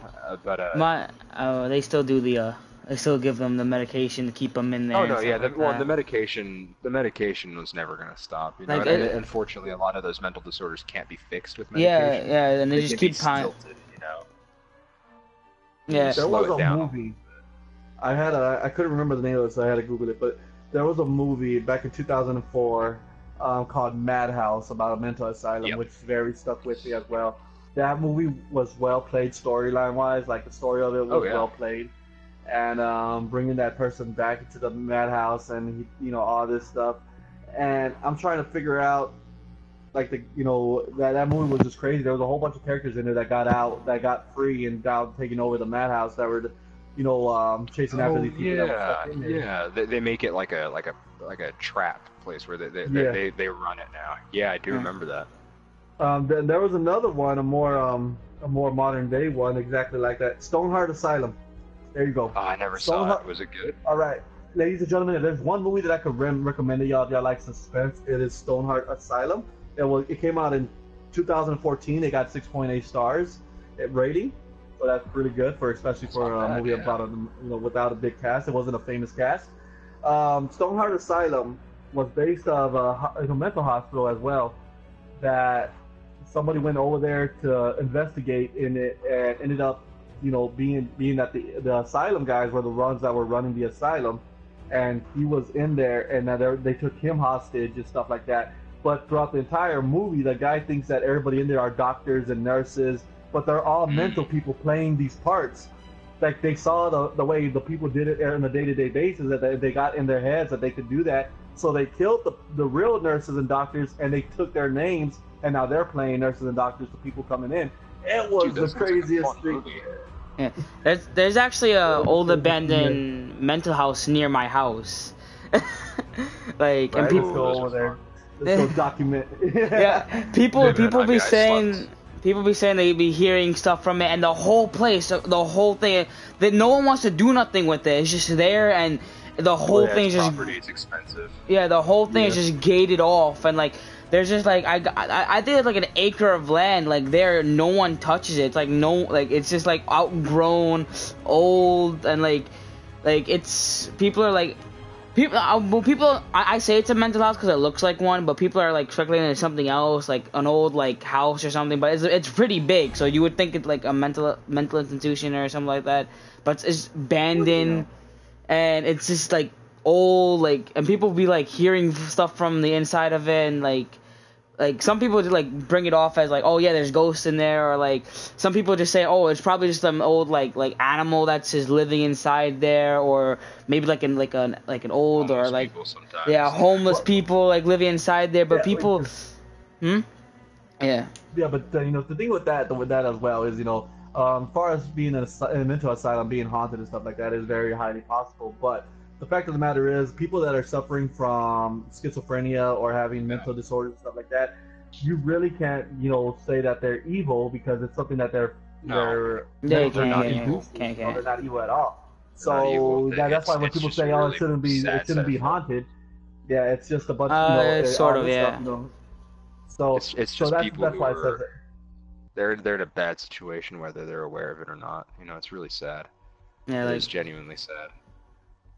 Yeah, it's very sad indeed. Like I say, that's why when we talk about mental asylum, but I don't think, unless Hollywood gets it like they do with these asylum movies and do a twist on it and put their own twist on it, they make them scary, but in reality, you gotta understand that a lot of people, they just have mental disorders and, all this stuff. They're living in the world that they perceive, whether that's reality or not, They see the haunted places are your prisons. You've seen it Alcatraz, a Beale came out, the Mom of the Dead, all that good stuff. The Blood of the Dead. Alcatraz is one of the most haunted places in the world because of the people that were in it. They were brutal killers, they were gangsters, they were mobsters, they were everything in there. So that's why the negativity, the energy, the spiritual energy is very strong in Alcatraz, is for that reason as well. Prisons are very, very big on negative energy, and that's why people say, well, this place is haunted in an abandoned prison. Yeah, because maybe it is, because people die there. People been murdered there. People get the electric chair, get hung. When people hang and stuff like that. All these, when somebody passes away in a negative way, or something that's very dramatic in their life, that's one of the reasons why people tend to believe that spirits do come back, and they come back because they can't cross over yet, because they don't want to accept the way they left. I mean, that's just something an entirely different book in itself, because these people, man, they're out there. That's why majority of the time when you see something like a ghost or something, or something attacks you that you can't see, most of the time it's evil, because good people don't stay here. Good people are like, oh, I did my time and it's my time to cross over, But yeah, man, definitely the case. Like Jason Voorhees wasn't a mental case. Jason Voorhees wasn't a mental case. He was a guy just coming back for his mom, but then they killed him and he came back as a zombie. Texas Chainsaw Massacre, he was just he's just a lunatic. He was just a lunatic, Then you have Michael Myers as well, just coming back for his family. He was just a lunatic as well. Nothing serious coming from these guys where they didn't have any of that, any mental disorders, stuff like that. For coming from the mental disorders and stuff like that, I can't think of anybody that had like a mental disorder that was a big horror name. You look at the real serial killers, of course they all ended up in the loony bins, but like you had Ed Gein, you had Son of Sam. Son of Sam was actually Freddy Krueger be one? Talk, right? Son of Sam was hearing his cat talk, right? Freddy Krueger would be considered one with a mental illness. Yeah, because like he feeds off the mental illness. I think that's the thing. He feeds off the mental illness. Oh yeah, he does definitely when he's dead. Yeah. He feeds off of the mental illness, but but going to the real life serial killers, man, I'm a real life serial killer junkie, and you gotta, when I heard that Son of Sam, that he was hearing his dog, I think it was his dog talking to him. Yeah, it was his dog. His dog was telling him to kill these people, and that was his thing at court. Like, why did you kill these people? Because my dog told me to.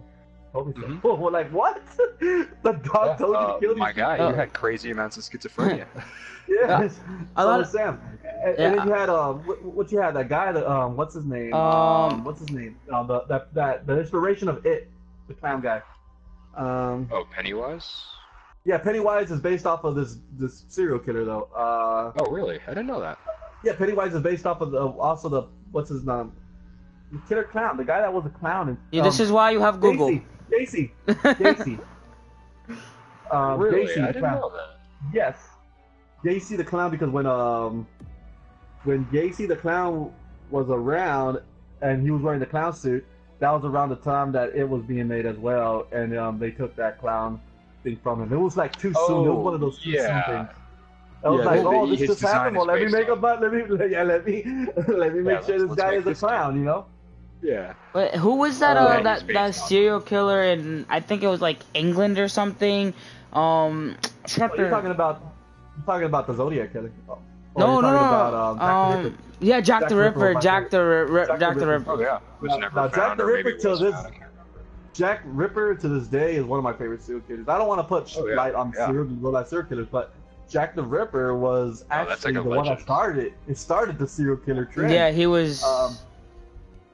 He only targeted women, and he would take out their sex organs. Yeah, I mean, dude was a fucking grade A lunatic.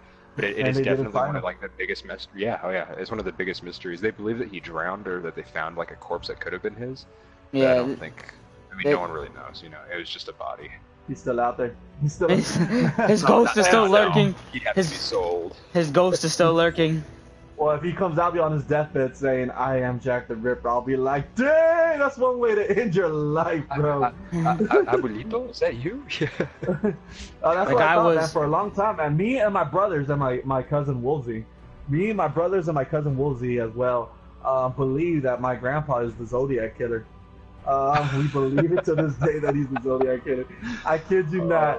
After never heard of him. The stuff that the Zodiac killer's been doing, the killings, the letters and stuff like that.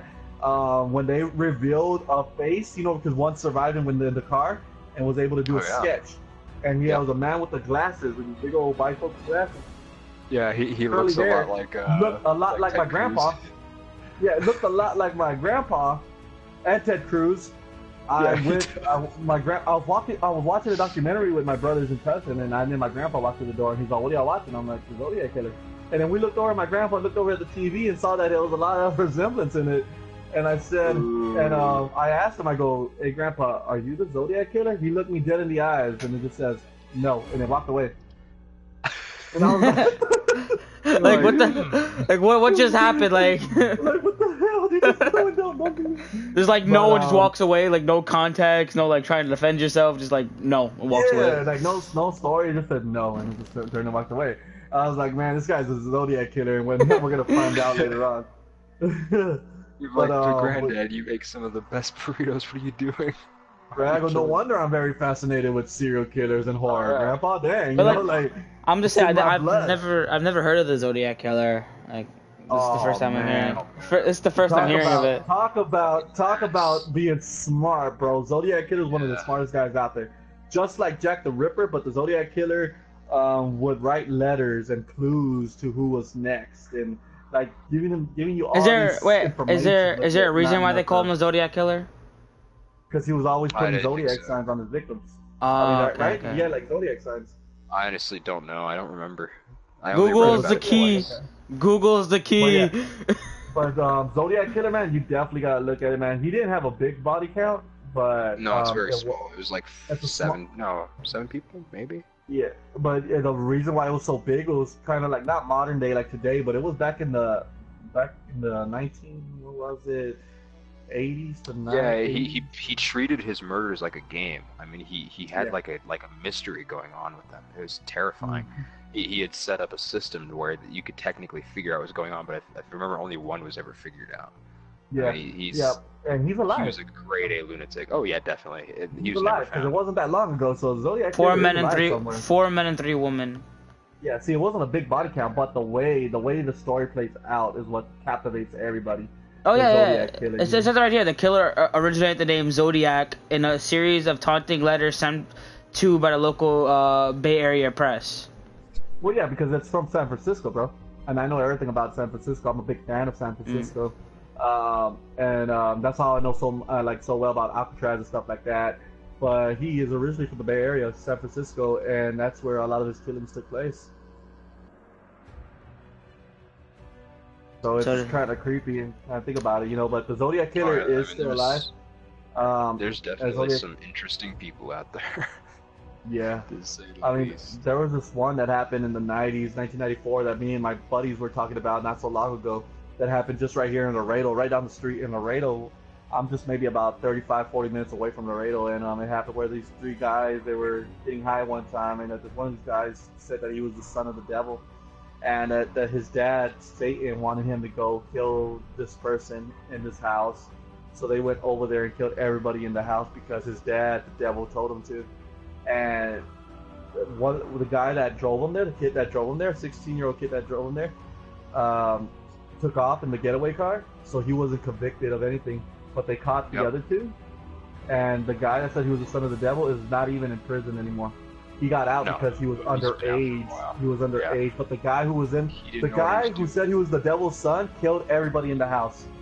The kid that was with him, only poked somebody one time that was already stabbed. But since he poked that guy one time, and he was over the age of 18, and that guy died, he got locked up for life, murder. And the guy that said he that admits that he killed all these people and that he's the son of the devil, didn't go to prison because he was under the age of 18 at the time. Mm-hmm. Yep, he was technically a minor, so he can only be held accountable for so much. Which is definitely a questionable thing because you can try children as adults. Exactly. Mm-hmm. Think of he admitted to killing them, so he should be. If we're talking about children tried as adults, think of the Slenderman incident. Oh yeah, those girls definitely should have been. That was ridiculous. That was so fucking stupid. Yeah. I don't know. I feel so bad for the guy who created Slenderman just as like an online thing. I mean, actually, no. Actually, no. The girls created Slenderman. No.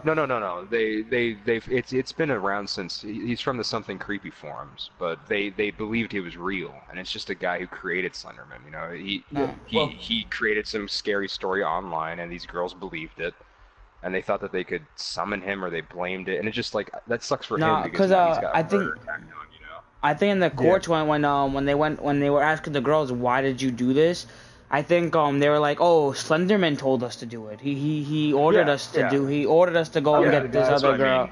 I blame the creator of Slenderman. I don't blame the girls for doing it. That's what I mean is that they said that they were trying to summon him or appease him when Slenderman because they believed that Slenderman was real when he's just some poor dude's writing online. It's just a stupid creepypasta, you know?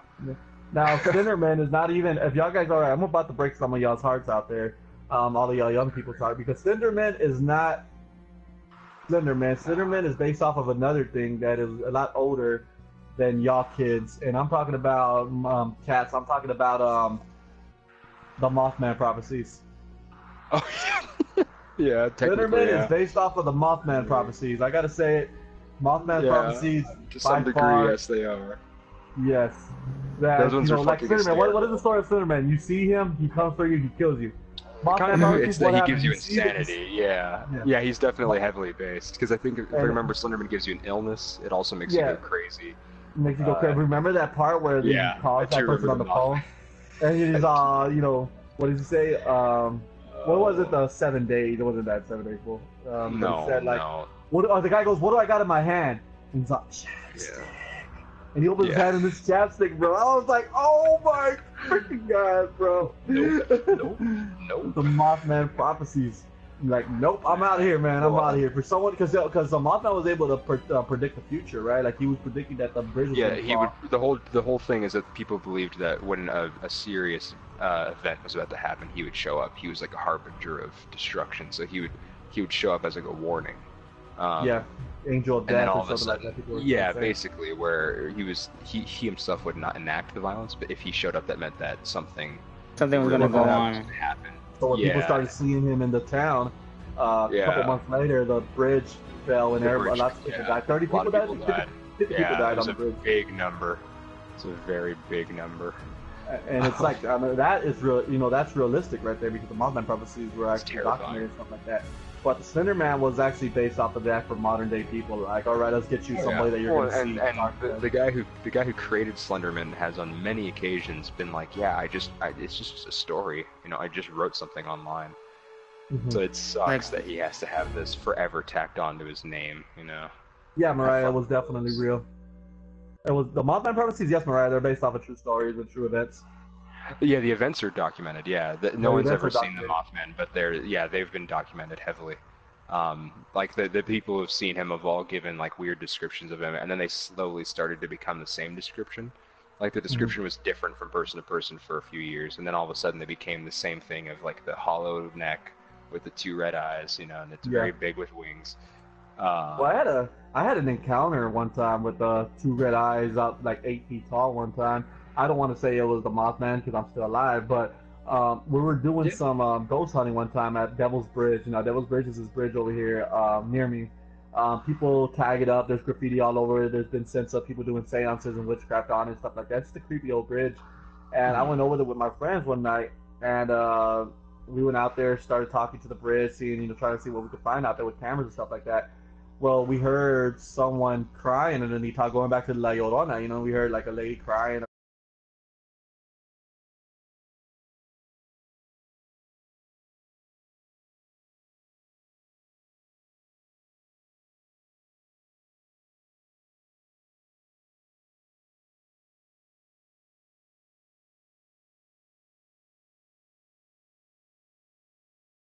On, and that's to see where I was going, and then I turned the lights back off.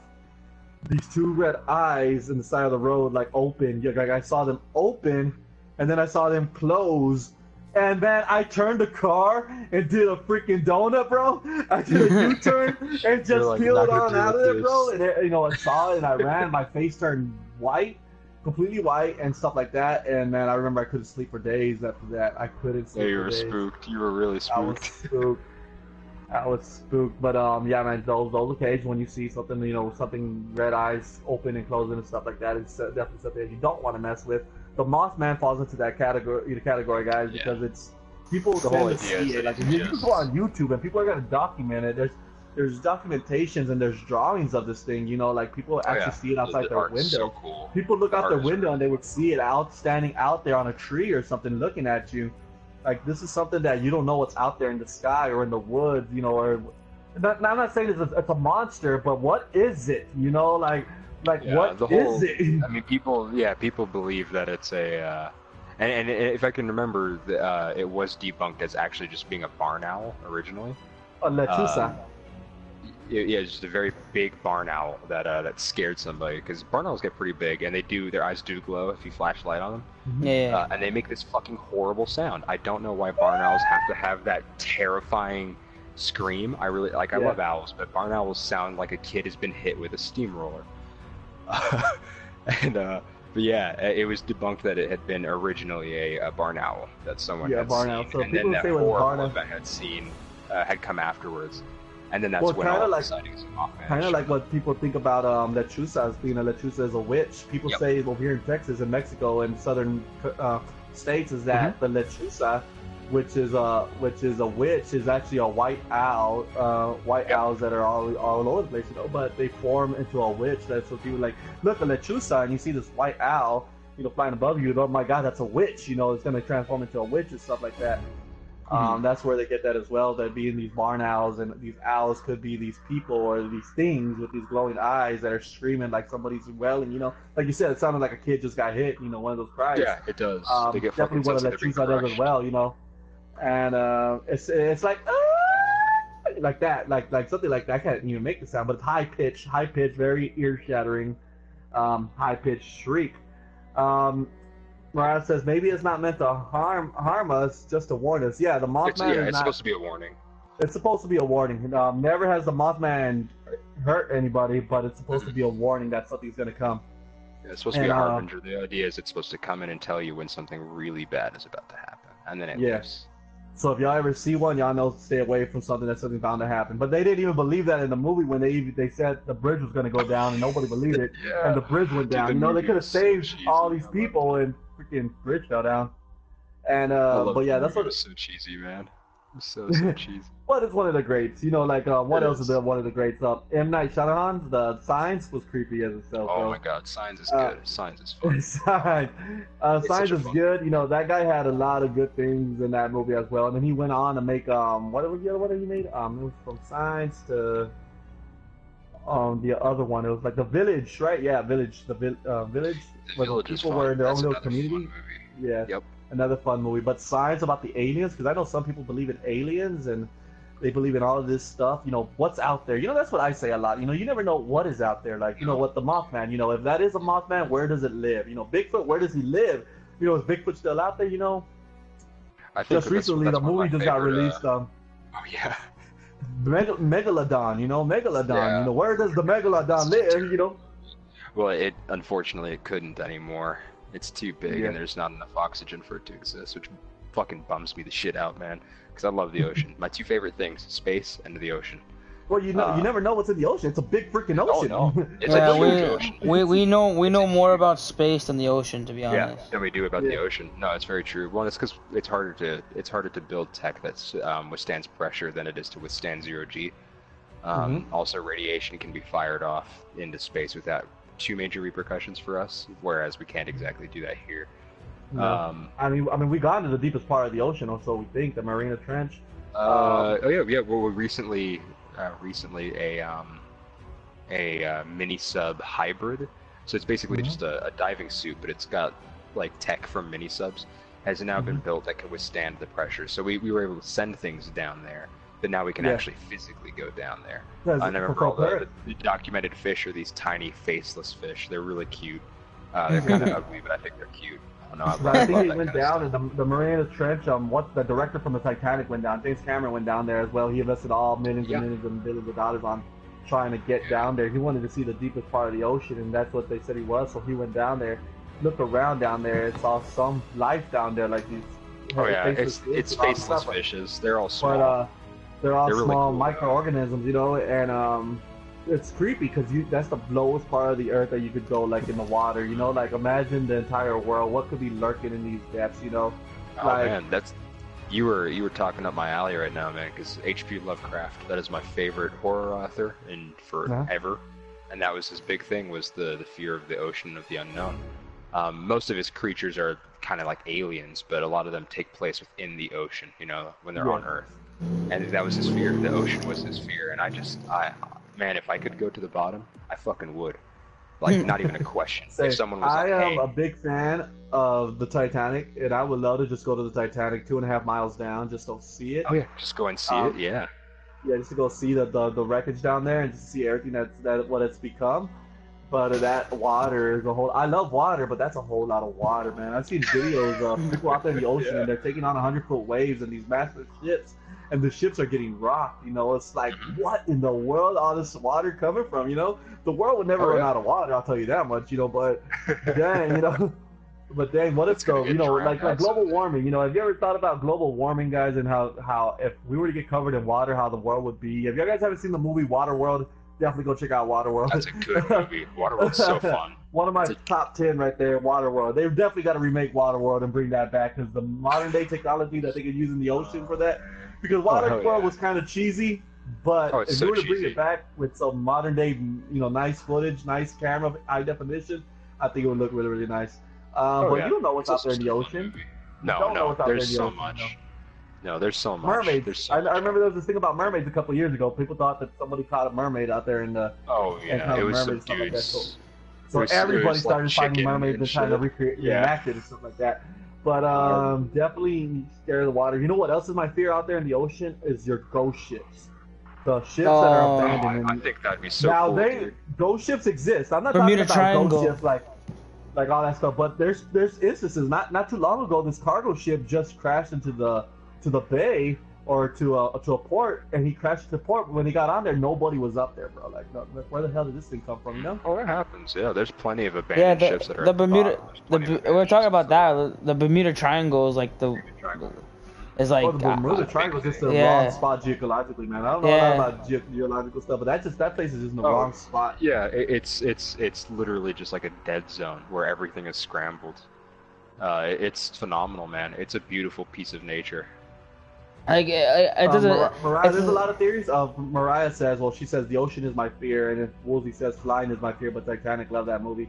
Mariah says, I wonder where the people go. You're talking about the ghost ship, Mariah, or the Bermuda Triangle? Yeah, she's talking about the Bermuda Triangle. Where do the people go? So people crashed. A lot of time they crashed. After seeing some footage, Mariah, and I think it's safe to believe that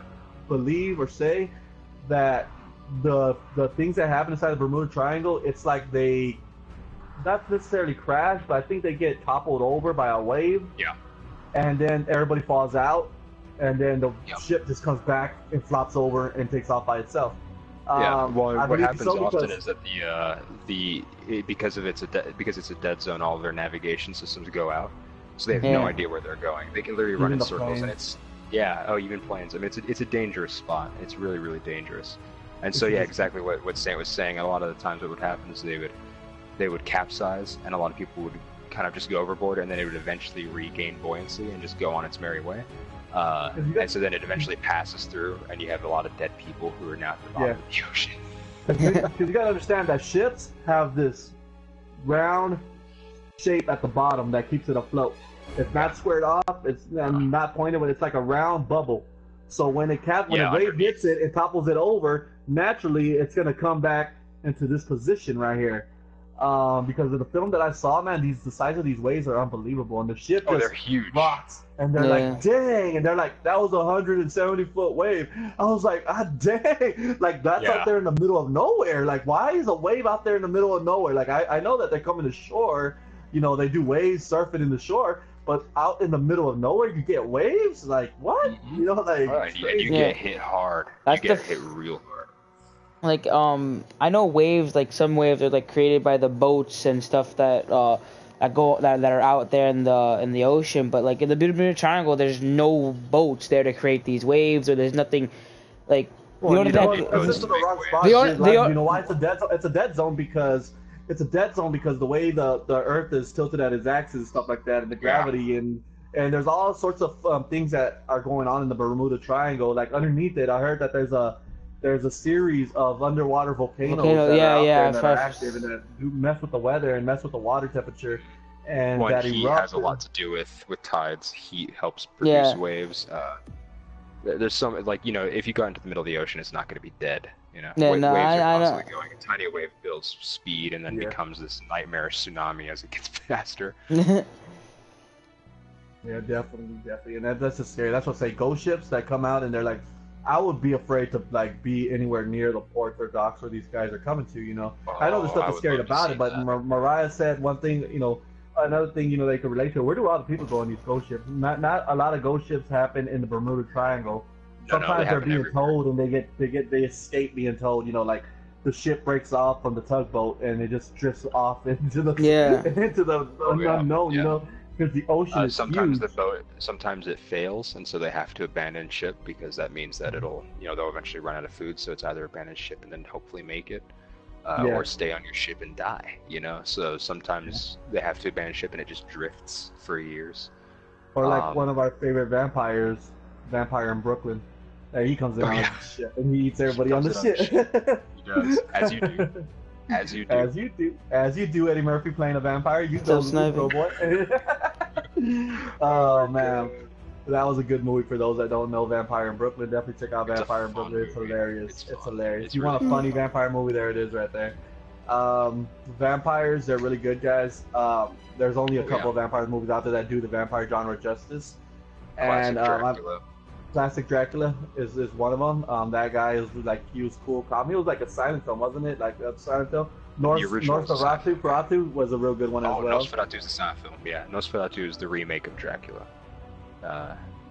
And I just love that name, man. I love the name Nosferatu. Nosferatu.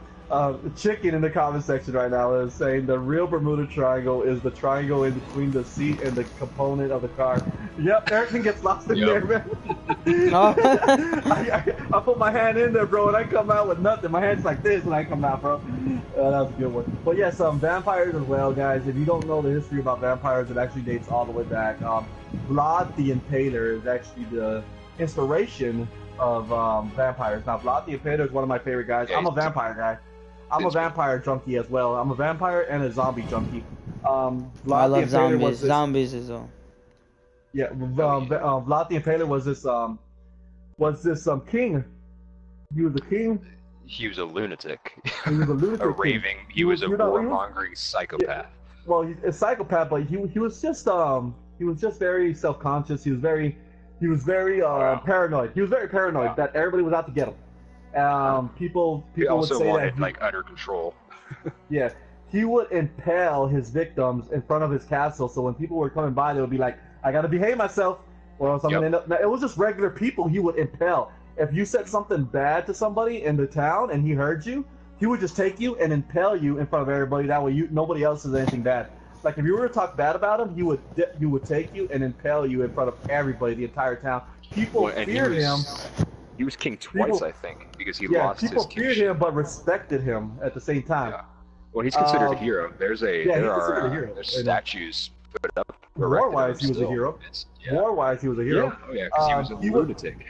He would go to war and drink the blood of his victims, and that's how vampires sucking blood comes in from, because he would go to war, blood, and he would drink it mainly to intimidate his opponents. He would drink it as a means of like, look, like dominance, pure dominance. I mean, when he lost his kingship at, I can't remember around what point in his life, but he like forcefully regained it, and then he was killed afterwards in combat. Mm-hmm. Well, so because by that point people were like, I mean, I think dismemberment's pretty good, but he got dismembered. He got dismembered. He got buried, and then they saw him coming back, and that's how the whole vampire thing takes place. Because Vlad the Impaler Vlad the Impaler was a war hero. I mean, he won every war he got into. Except for his last one he lost. But everything that during his kingship he was he really was like a tactical monster. He would just throw numbers at people. He intimidated through force. There's actually a movie, one of my favorite movies as well, called The Dark Prince, which is an actual movie of the history of Vlad the Impaler. The Dark Prince and how he became the vampire that we know today as Dracula, because they started calling Vlad the Impaler, now known as Dracula. Well, and Dracul was the dragon, and I think that was the name of the house that his father and him resided in, which was it was the dragon, and it became the devil through Romanian. But initially it meant the dragon. That was like the house name or the house tag. It's definitely incredibly interesting. It's definitely incredibly interesting. It was a ton of fun to learn. Yeah, very. I mean, I've always been more of a Frankenstein's monster kind of guy, though. Out of all the classics, Frankenstein. Man, Mary Shelley, she is the original goth GF. I would love to have met her, because damn, not many people really gave her an opportunity at that time, but she proved everybody wrong with Frankenstein. No, I mean the era just wasn't kind to women by any means, unfortunately. Yeah, so she came out with Dr. Frankenstein. Oh my gosh! Now remember, Frankenstein is not the monster. It's sad. If anybody thinks Frankenstein's the monster, you're wrong. It's the scientist. It's the scientist. Yeah, the monster is considered the thing. It's alive. Look at that guy. Yeah, that's Frankenstein. Frankenstein is the dude who brings it back. He's also the guy who's documenting his horrible, shitty life when he brings back the monster. I mean, it's a really sad book. It's actually far more depressing than scary, but it's beautiful. I highly recommend watching Mary Shelley's Frankenstein if you can. Now, Mary Shelley, I mean, there's an original version of it, black and white version of Frankenstein, but they really did an adaptation back in the 90s or early 2000s of Frankenstein, which was really good. I mean, really good. Like, you could see them sewing the body parts together, stuff like that. Like, dude, it was there was love. There was love in that movie. They wanted to make a Frankenstein film. And there was so much love and passion in that movie that it was like, wow. And to think that it was coming from this female author whose girls at the time were not supposed to think like that, or like the men were only supposed to think like that. But this girl pulled it off. Even women writing was considered kind of taboo. I mean, it was really just like a nightmare in general for them. They were not considered equals by any means.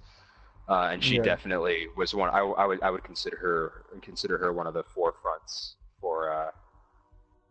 for women's rights later on. Just because of that, she really did prove people wrong, and she should. She really proved that, hey, look at this. I made one of the single best horror stories ever. And it was all based off a nightmare, if I can remember correctly. Yeah. She had a nightmare. She kept the dream short vector nightmare. She had a nightmare and they created an entire story based off of it, which is fucking insane. It's so cool. I would love to write my nightmares down, but I just don't have the energy. You get a nightmare. It's like, Mary Shelley, the first woman of horror. Like she really did an awesome job at that. She's a queen of horror. And man, it was just craziness coming out of the Frankenstein movies. That adaptation that happened. They haven't done that since. They haven't done that since. No, I mean they did a shitty I, Frankenstein, and then they did a movie called Igor, which was not too good at all. That's a part of the whole Universal monster universe or whatever, and it's turned out to be nothing but garbage. Yeah, Jason is more of Frankenstein of this day now. They even aged in the actual Frankenstein. We definitely need to see Frankenstein come back. Frankenstein, if you're out there, somebody out there better freaking make Frankenstein come back. That would be please or do Dr. that Jekyll and adaptation. Mr. Hyde. Dr. and Jekyll. Rob Zombie, I'm giving you your next film, Rob Zombie. Let's. Since you haven't done nothing in a while, Rob Zombie, go ahead and take it up. But yeah, man, Mary Shelley was an awesome writer. Like you said, back then people were not supposed to be. Women were not supposed to be doing that. At that time, you had like men like Edgar Allan Poe that was coming out with all these cool poems. I've read some of his poems. Edgar Allan Poe. I read Edgar Allan Poe. I have his audio. His not his audio, but I have audios of somebody reading his book. I have his. I have an old book full of all of his poems that my late grandfather had. He had a bunch of books that I took, and one of them was Edgar Allan Poe's like entire poem, every one of his poems, like The Crow and all that. Like it's. Telltale Heart's my favorite. Quote the Raven, nevermore. The Raven. Yeah.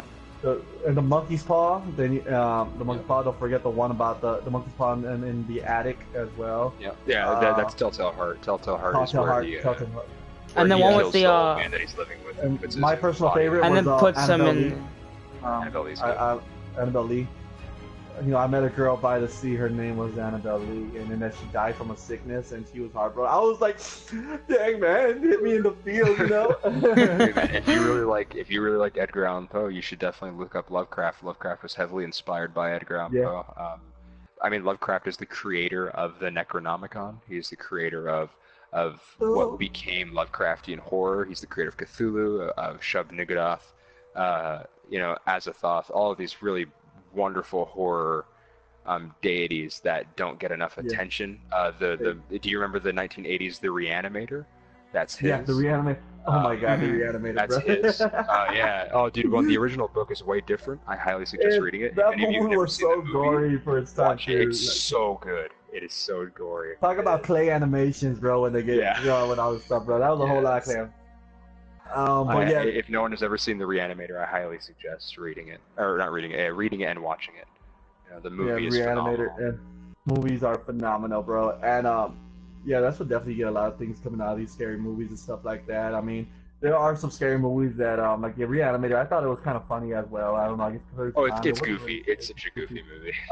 Kind of like Army of Darkness, kind of goofy, and Bruce Campbell does an awesome job at Army of Darkness.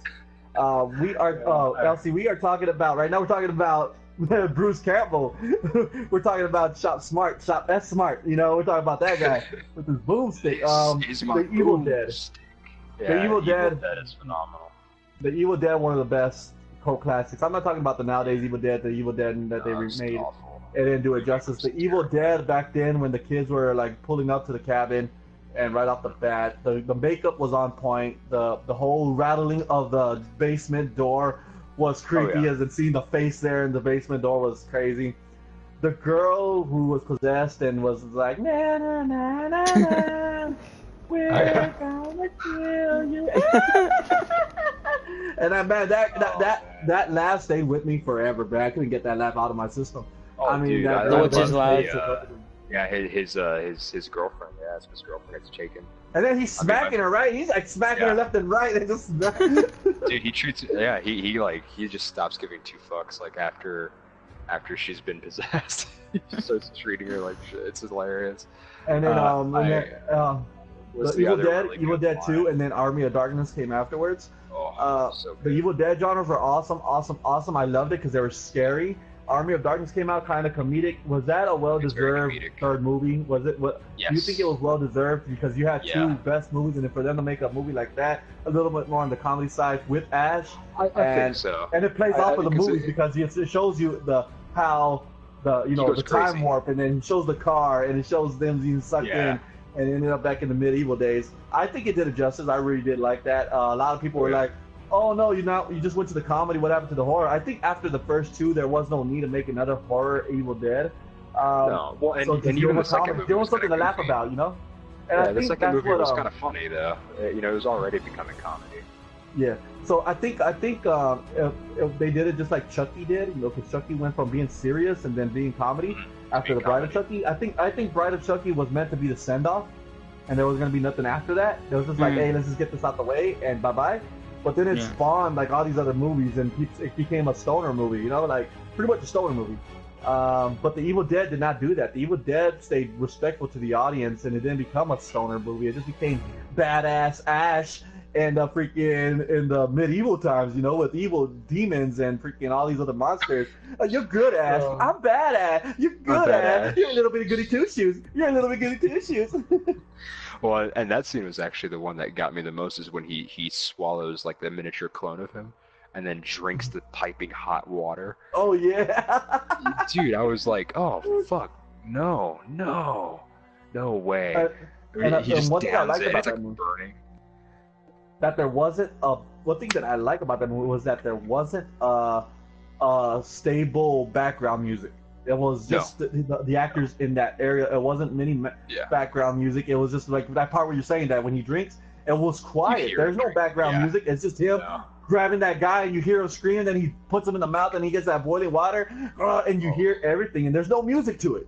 No, when you can hear the guy like cooking in his stomach, I mean, it's so disgusting. I love it. I love it so much, man. Elsie in the chat saying, "I saw Lights Out. That shit was scary." Not letting everybody's dogging on her. It's alright, Elsie. It's alright, Elsie. She goes, "I'm not a horror movie person," with the crying emoji. No, it's okay. Yeah, don't feel any shame. But there's no shame in being afraid of something, and there's no shame in not being afraid of something. The co-founder of SNTS, Wolfsy, is afraid of horror movies, guys. Come on now, don't be ashamed. If Wolfsy, the co-founder, allowed my cousin Wolfsy, Mr. I don't give a damn, I do what I want to do because I'm here. He is afraid of everything. You know what Wolfsy's afraid of? Clowns.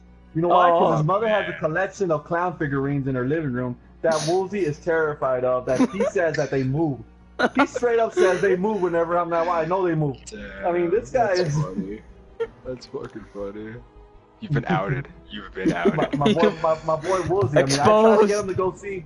I'm trying to get him to go see a scary movie with me, man, and he won't go see a scary movie with me. Dude, I'm so excited for the second part today.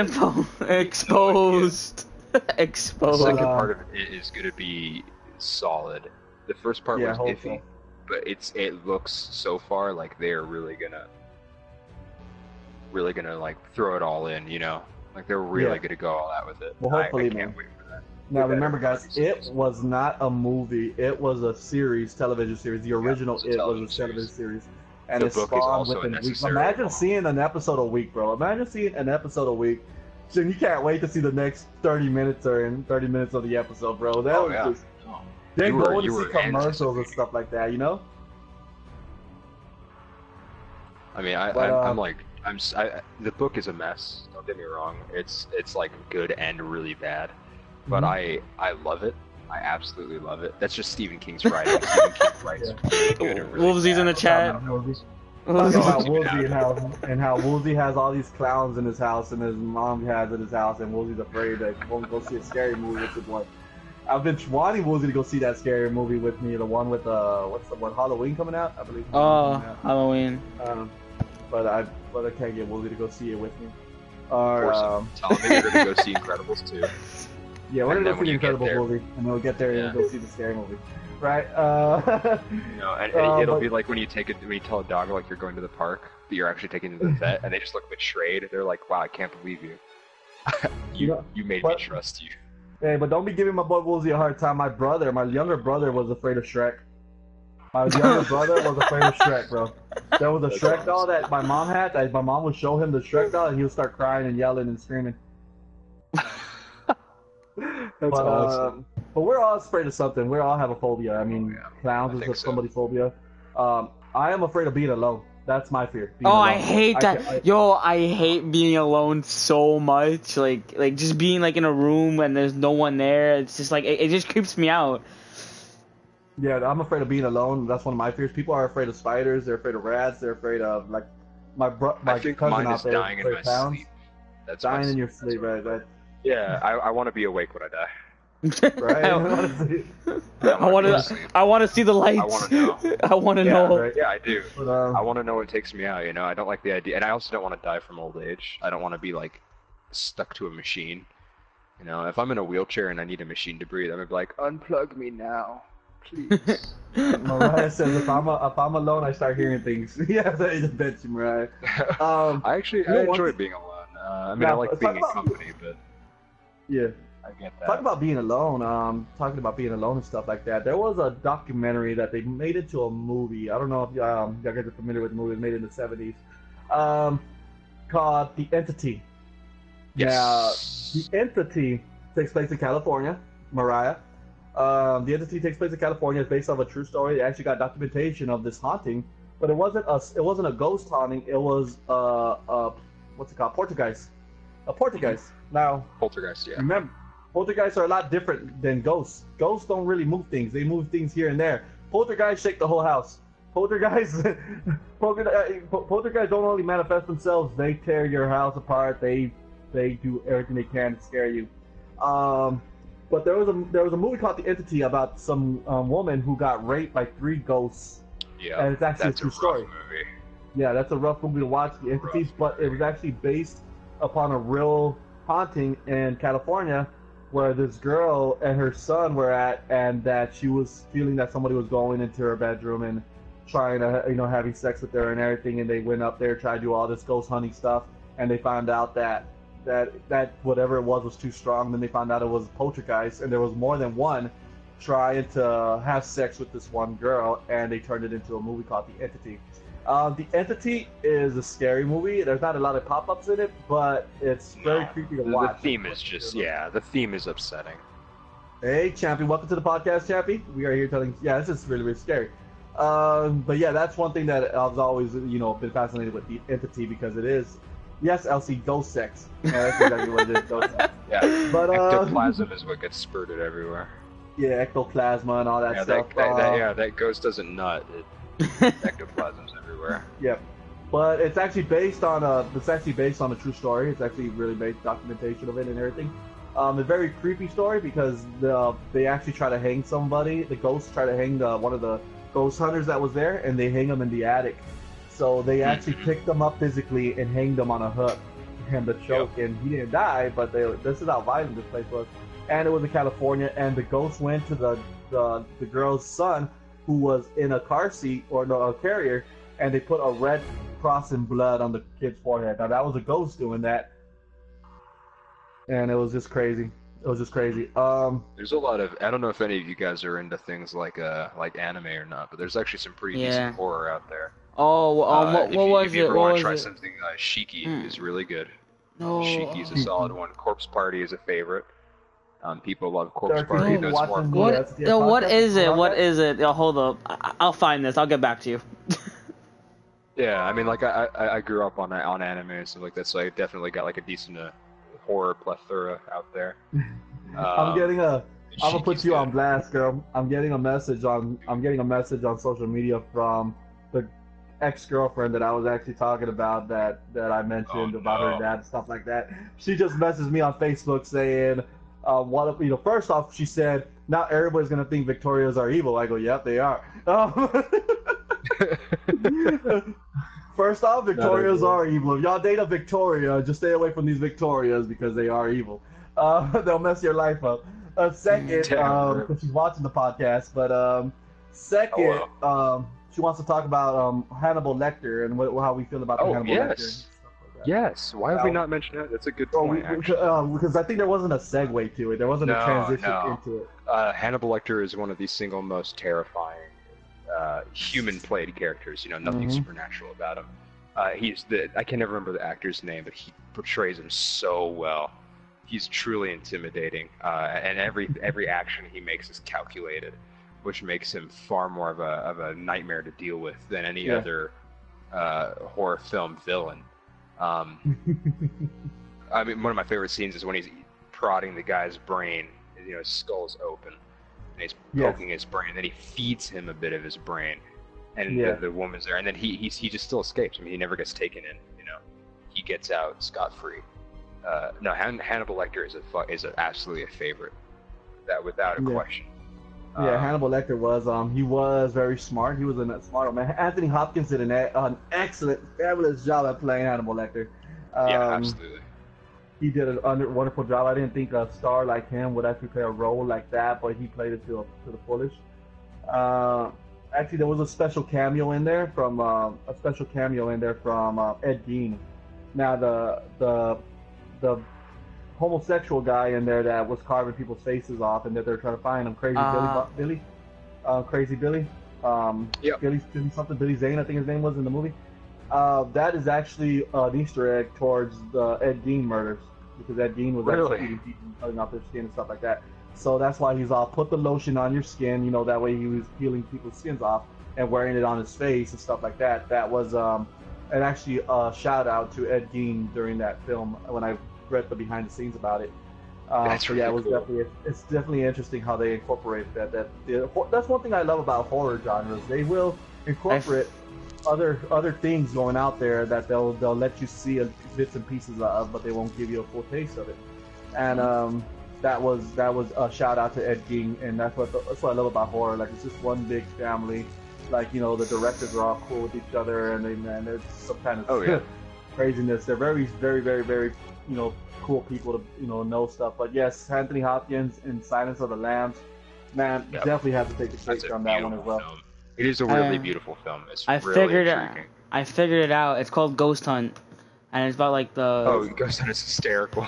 I'm still talking about the ghost sex. This guy's still on ghost sex. That guy's still on ghost sex. No, he's talking. So there's an anime that never had a Japanese variant, despite it being made in Japan. So it was dubbed by this team, and it's done in like really comedic. It's so fucking funny. Despite the shit that's happening, it's horrific. One of the lines is literally where this kid is. They portray this little kid as kind of mentally unstable, and he's like, yeah. I mean, it's just look it up. If you guys ever want to laugh at something, just go to YouTube and watch it. That's the only place you can see it. There's actually you can see. I've seen the Japanese dubbed of it. There's one of it, but I've seen the That's awesome. Yeah, there is one. I've seen it. There's this one scene where like there's this I believe a bathtub full of blood, and like they're just hunting around, and like you just see this bathtub full of blood and just blood everywhere, and it's like they're this dark, scary room, and like someone always gets into trouble some way or another. That's what makes it funny. Like there's someone, like there's every episode someone messes everything up. So like that. Yeah, it is really funny. I mean, if you want like comedy horror, that is definitely the one to go to, because it's hysterical. What's up, Hypers? What's up, Derek? Welcome, Wolf. If you want to get kind of like a nerd, I'd recommend watching Shiki. If you like gore porn, watch Corpse Party. You know, Corpse Party is just a bunch of kids getting killed. It's horrible. Yeah. Like the way you say it, it's a bunch of kids getting killed. Yeah, well, I mean, dude, like one of the kills is literally this like. The ghosts like crucify a little girl. I know. On a school desk. I was just like, wow, all right, man, that's what this is, huh? This is this, huh? Cool. Well, yeah, man, there's a whole lot of horror things out there, man. Guys, horror is everywhere. Movies are everywhere. No matter what kind of horror you like, if you cartoon, horror that's out there, every kind of genres out there. Zombies genres are out there. Vampire genres, killers, stalkers, all sorts of things. You could go on and on and on and on about this kind of stuff. I think horror is the only genre that has dipped its toes in literally everything. Yeah. I mean, it's genuinely a part of every genre. Like Scary Movie did parodies of the horrors, and that was funny. The stoner movies for Scary Movie and stuff like that. But they actually did it good. They actually did it real justice. There used to be people say, oh, Scary Movie, started doing all the parodies first, and then all these other parodies came out. That's a lie. I know. Yeah, it was not the first. that was not the first, because there was one on MTV that did a horror parody of everything. It was called "I Know What You Did Last Friday the 13th." I know what you did last Friday the 13th, or something like that. And it took all of the horror movies to put it into one, but it wasn't Scary Movie. Scary Movie wasn't the first one to do it. It was MTV, with how crazy MTV was back then, did all this stuff. And MTV ain't like that no more. They settled down and just stuck to reality. But back then they were doing. Yeah, back then MTV had Beavis and Butthead. They had Daria. They had Daria. They had Daria what else? Good. Beavis and Butthead, and they had every sorts of thing out there, man. I mean, they really had those shows going. Yeah, cool. But I'm literally jittering right now. I don't blame you. I don't blame you. South Park, yeah, they had South Park too. You know, so MTV came out with all these things. It's not the same anymore without MTV being involved. South Park was like great. MTV actually had some good movies going on there for a while as well. Oh, yeah.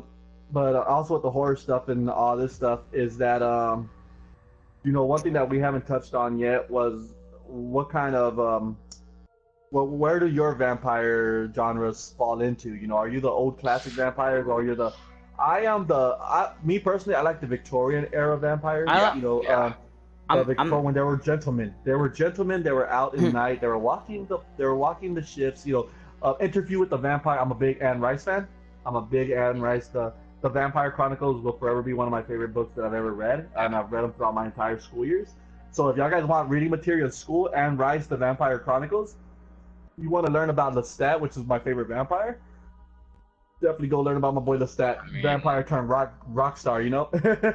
I'm about to out myself weirdly. My favorite vampire stuff is, my favorite vampire books are Vampire Hunter D. They're finally all translated now. There's like 23 of them. Yeah, they're translated now. They used to be only in Japanese. Oh, dang! Someone took the time for that, huh? Yeah, and dude, I love them, but they're a mixture between science fiction and horror. Yeah. So they have the Victorian era theme, but with like sci-fi. So the vampires are this like super race where they have, after being the Victorian era vampires, they have genetically engineered human beings to be afraid of them and afraid of the dark, and have forgotten all their weaknesses. And you follow a Dunfield, which is just like the mix. It's like a half-breed. So like who Blade. Hates his own existence. Yeah, he's like Blade, but he's the son of what they hint at as Dracula. Dracula's like the original vampire. And so he's able to access like all of their tech and stuff like that. And it's just really good. And each book spans like millions of years. You know, none of them are ever truly canonical. So you can pick up any book and just read it.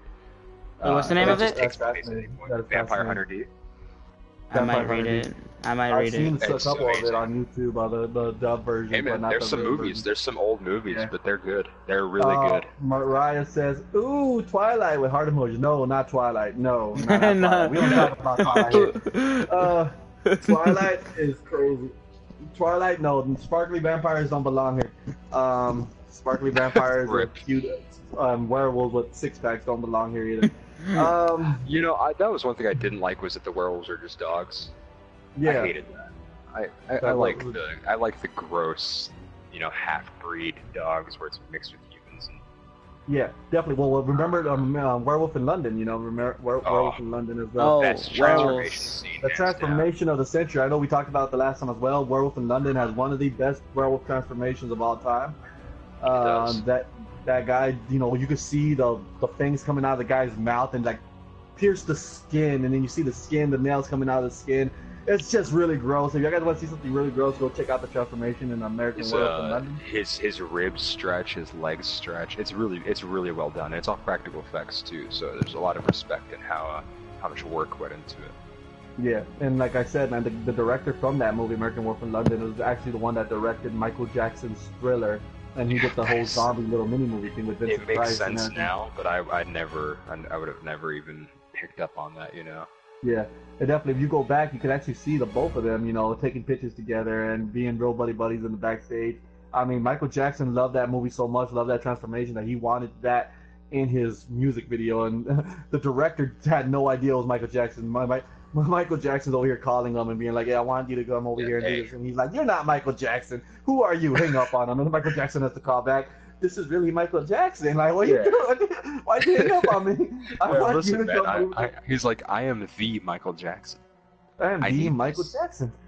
Yeah. And so that's why he went. He did Thriller, and man, that mini movie, the zombie Thriller, man, that is awesome. You know, well done mini movie. I mean, it was well put together. It looked just like a movie. Oh, yeah. Adding Vincent Price to it, Vincent Price is the god of Thriller, like the god of horror, because his voice just has so captivating. I mean, so, I want to say he is, but I definitely love. Oh, I just what? Give me 2 seconds. I'm gonna look up his name because I already forgot it. But he's the guy who did Pinhead. He has a booming voice also, and he actually did a vocal line for a band called Cradle of Filth. They were one of my first like heavy metal bands. I love them. But for one of their earlier songs, he did a line from Hellraiser that he put in there. It was Doug Bradley, I think. Yeah, it's Doug Bradley. Just beautiful voice, very booming, very powerful. But you're right, Vincent Price's voice has this like perfect like haunted house feel. Yeah, it feels like you're about to get jump scared. I love it. I love his voice. Remember, that's crazy. But yes, werewolves as well. Not this Twilight werewolves where they got 6-packs and they just rip their shirt to show their 6-pack and then they turn into a wolf. No. These are the actual werewolves that the sun goes down. These people come out to kill whoever's in their way, not falling in love. Werewolves don't fall in love with nobody. Werewolves don't fall in love with nobody. Vampires do not sparkle. I'm sorry out there for all you Twilight fans out there. Vampires do not sparkle. I am a Victorian era vampire, and the Lost Boys. Lost Boys happens to be one of my favorite vampire movies of all time. That's how vampires were supposed to be made, looking like human beings and then transforming, with fangs and eyes in front of you. But they weren't supposed to be given out as they were dead, or as there were anything else other than being a human being. So that's where it gets scary, is when you don't know who the person is standing next to you. I just watched it. The transformation. Yeah, it's fun. It's really good, man. Hyper's clip says Twilight werewolves are wussies. Werewolves are murderers. Yes, Hypers. Yes, they are. See? And I think a lot of people agree on that. I know what they tried to do for Twilight, and she capitalized on it and made a Twilight love story. It's like millions and millions of dollars off of it. She wrote like fan fiction, and then made her own story. And albeit it has a demographic, like I'm not going to shit on it for that. It definitely has a following. People, all the fangirls like the romanticized. Yeah, people like romanticized variants of something that might be off-putting. But and I can't hate on it either. I mean, I can't hate on it. I saw the first Twilight like 7 times in theaters. Like I saw the first Twilight. My girlfriend my girlfriend at the time, the same one, Victoria. His girlfriend at the time wanted me to go see Twilight with her one weekend and wanted me to go see it the next weekend. So I went with her the next weekend. And my friends wanted me to go see it with them. So I went to go see it with them. And then I wanted to take my brothers and my cousins to go see it. So we went to go see it. And it was just like, we just saw it like 7 times while I was in theaters. And I said, I can't hate on it. I mean, I went to see it. It was a good story, but stuff like that. But my vampires is always going to be bloodthirsty vampires from beyond the grave, I personally, I don't know if anyone's ever seen this movie, Daybreakers. Yes, Daybreakers is a good one. I love that movie. I love that film, man. It's cheesy, but it has like one of the coolest death scenes in the whole film, like vampire genre. Is that her? People who don't know about that movie. I think she commented in the chat. Oh no! Is that Victoria in the chat? That is Victoria in the chat. Oh my gosh, she's Mini Monsters 34711. She is here. Oh, she is here. Well, you've been outed. You've been ruined. She's not private messaging me no more. She's in actual chat. she's gonna out you in public. No, right? I mean, if anyone has never seen that movie, it's where the vampires have actually taken over and human beings have become livestock. I love that movie. That movie is that's an awesome movie because vampires are smart. Like if the vampires were to do that, that would be very smart. They're just beings with extra power. 30 days. 30 Days of Night was good. 30 Days of Night was good as well. And it has to do with like normal vampire people, but they do, like take advantage of the 30 Days of Night, wherever the heck that was at. Yeah, in Alaska, right? Yeah, in Alaska. Because there's an actual place out there that it is dark for 30 days. This isn't an amazing thing. There's an actual place out there that is dark for 30 days. She says, God, thank you for pointing me out like that. No, you've been outed. I've been outed by the one and the only out there. Oh man, but it was fun. Yeah. That's definitely a good film. I think so, Woolsey. I think so. There's plenty of decent B-movie level vampire films. You know, vampires are probably like besides zombies, like the next big abuser within horror. You know. Yeah. Yeah, the next. I mean, right now horror has a hold on the movie genres right now, bro. Horror's got a hold on the movie genres. They are coming out with so many stuff. It just got rebooted like that, and then now Michael Myers Halloween is coming out like that. And that's cool. I'm excited for that. I'm excited for the new horror. Horror is always taking the leadership, the lead roles, because action is not doing the. You know, every action movie you see, like what's the one? You know, not to throw any shade on the guy, but The Rock came out in that one Skyscraper, right? Skyscraper is just another adaptation of Bruce Willis and Die Hard. You know, that's all it was. Father trying to get their first family, right? The building. It's stuck in a building. That's what it is. Yeah. That's exactly what it is. You know, so that's what I think about when I see these action movies. I try to think of what are they trying to copy and stuff like that. And some of these action movies that were original anymore. You know, you can't really make anything original now. And a lot of these classic movies that they're putting out are flopping bigly. Tremors, for instance. Tremors is one of my I forgot they remade Tremors. But they remade it so many times that it just doesn't do the same thing to me anymore. Like, really, Tremors 1 and 2 was it. And people have to understand that Part 1 and Part 2 are always going to be the only two. Anything after that is unnecessary. That's why when the Evil Dead did Evil Dead 1 and 2, they did Army of Darkness intentionally just to give you something different and not to try to feed off of it. It was something that was related to Evil Dead 1 and 2, but it was something on its own saying thank you to the people and the fans of the Evil Dead 1 and 2. It was a send-off, but they never came back with another movie after that until just recently when they did the Evil Dead over again. But you really can't do anything with Ash after the second film. He's so horribly damaged after that point that it's like, you know, what else do you do besides make him kind of a goofy psychopath? You know, and that's what he is. Yeah. He's a psychopath that you kind of love. You know. Yeah, definitely, and that's what I don't get about the action genres or the comedy romance. You know, all those you know chick flicks and stuff like that. It's always the same thing over and over again. Guy falls in love with girl, guy tries to protect girl, they break up, they get a big fight, they go off, they come back together at the end. It's always the same thing with them, you know?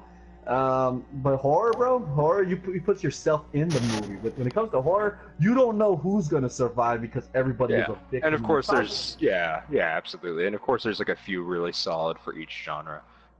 You know, when I think of good action, I think of the Matrix films, despite how cheesy they are. I genuinely love those movies. Those are solid. They have really great kung fu. Any of Jet Li's older films, Jackie Chan, Bruce Tony Lee. Jaa. I mean, Bruce Lee is phenomenal. I mean, you know, they all have, those are like kings of action, and their movies are basically the same for a movie. But they definitely make you feel like you could go out there and kick ass, you know. Yeah. Well, one of the movies, you know, switching it from horror to action real quick, just to say this one thing. Jackie Chan, Rumble in the Bronx, was by far one of the best movies out there. It's on Netflix now. Yeah, it's on Netflix now, so I get to see it whenever I want. But Rumble in the Bronx always had me. I had that movie memorized as a kid. It's a great film. It's just a good movie. Yeah. Another movie I had memorized as a kid was The Lost Boys from the vampire movie. Yeah, I had that movie memorized. I had every line memorized. You're one of us, Michael. What?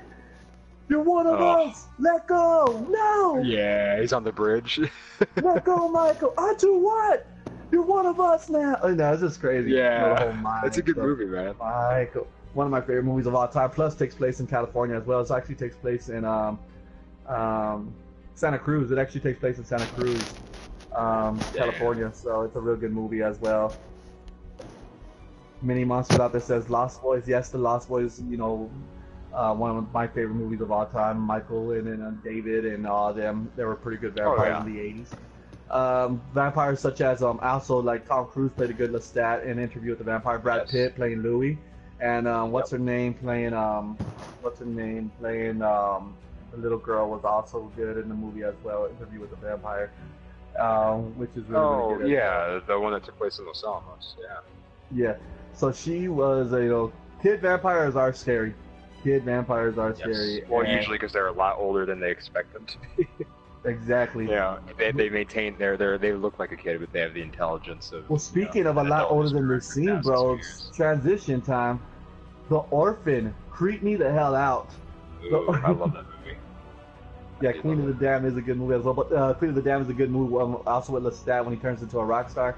One of my favorite movies as well. But The Orphan creeped me the hell out because here's a little girl that I thought was sweet and adorable, and she ends up turning into a grown lady, right? 40-year-old lunatic who wants to fuck dads, and if she doesn't get her way, she kills their family. Yeah, no thanks. Now, the reason why The Orphan was so scary to me at the time was because I was younger when The Orphan came out. I'm not like I am now, but Woolsey was younger as well. Woolsey was probably in middle school, but Woolsey actually dated a girl in middle school named Analia who looked a lot like The Orphan, the girl from The Orphan. So every time she would come around, I'd be like, "That's the little girl from The Orphan," you know. I'm gonna die. This is it. Yeah, this is the girl that she's gonna come kill us all. But he was so in love with this girl that it was so crazy. Like I couldn't say nothing because he would be like, Woolsey's a lot younger than me. He's 22, I think. He's 21, 20, and he's 21 or something. But I'm like a 32. He's around my age. He was around, yeah. But he was in love in middle school, and she looked just like The Orphan. And every time I see the movie, I think of her. Every time I see her, I see the movie. And it's just awesome. It's just crazy. But yeah, that totally creeped me out when I was younger. Like when you said, when you said what you said about it, and I just go, we got to transition to The Orphan. That girl was terrifying. Oh no, man, she was. Yeah, like most of the movie, you're already kind of disliking her. You know what I mean? Like for a majority of the film, you're like, all right, she's kind of shitty. You really don't enjoy her being a part of this family, but it's whatever, right? The second there's the scene where she's in the tight teddy. And she's like getting the dad drunk, and he's like, "What are you doing?" That was when I was like, "Oh hell no, fuck this, no, I'm not down for this anymore. This is not sick. This is turned sick. This is turned sick. I like horror. Really sick. Yeah, this is just sick." And then she didn't she put she pushes the younger brother out of the treehouse after that. Yes, man, I was like. Fuck, that movie really put me on edge for a long time where I was like, I don't know if I can see that again. And it was just the theme, like technically it's not a scary horror movie, but the theme is terrifying. Yeah, the theme was terrifying. And also, if y'all guys don't know, The Orphan, I mean, going back, a movie similar to it, but it actually had to deal with little kids. It's your most beloved characters, two of your beloved characters. Macaulay Culkin was in it, the good son. If y'all have not seen The Good Son, you definitely got to see The Good Son as well. That wasn't a scary movie as much as it was a thriller or suspense movie, but just knowing that it was about, Macaulay Culkin, who was the good son, his cousin, I believe. Yeah, his cousin came down with him because his mom just passed away and coming to live with him. Well, Macaulay Culkin's mom in this movie ends up tending to her nephew because he had just gone through the passing of his mother and stuff like that. And Macaulay Culkin gets jealous and starts to plan to kill this kid, his cousin, and tries to kill him, but staying innocent. And when we find out that he killed his younger brother, Macaulay Culkin drowned his younger brother because he wanted to be the only son. When his brother was a lot younger, he drowned his baby brother, and now he's trying to kill his cousin because he wants his mom all to himself. Macaulay Culkin, yes, Home Alone kid, who plays this role, and he does it really, really well. Yeah. You know what was another good movie? It's actually kind of recent. I really liked Crimson Peak. I like Guillermo del Toro quite a bit. Yes. I loved Crimson Peak. Crimson. I love Guillermo. I love his sense of horror. Del Toro. And Del Toro, and his ghosts in that movie were gnarly, and I loved it. They were really gross looking. They had that broken body movement that I like. That whole shaky movement. Contortionist. Yeah, I love that stuff, man. And that spawns from Silent Hill. I grew up on Silent Hill for PlayStation 1 and stuff like that. The video game scared the crap out of me, bro. Oh, no, man. That game is like my baby. I will defend it to the end. That's the same way I feel with Resident Evil 1, man. I would defend that game to the end. First time I ever played Resident Evil 1, man, I was freaking out because every corner you turn and you heard you knew a zombie, and I was like, I just started firing. That was just crazy. And if you didn't burn their bodies, they came back as the Crimson Heads. Yeah. And that was always terrifying. That was just crazy. Come Silent Hill, though, because when you got closer, you heard it, and then, you just knew that something your radio goes off, and you can't fight back. I mean, you knew that was gonna happen. I mean, Silent Hill took it a leap forward, but Resident Evil started it like that, and then Silent Hill took over. I remember one of the first games I ever played in a large world. Well, besides Super Mario, you know, remember when Mario came out in Nintendo 64? It was a huge world, you know. Super Mario 64 had that open world sandbox movement. Well, when PlayStation came out, I rented the PlayStation because at the video store you could actually rent the PlayStation. I didn't have one at the time, and I rented the PlayStation, and the game I got with it was Spawn. Oh, out loud, bro!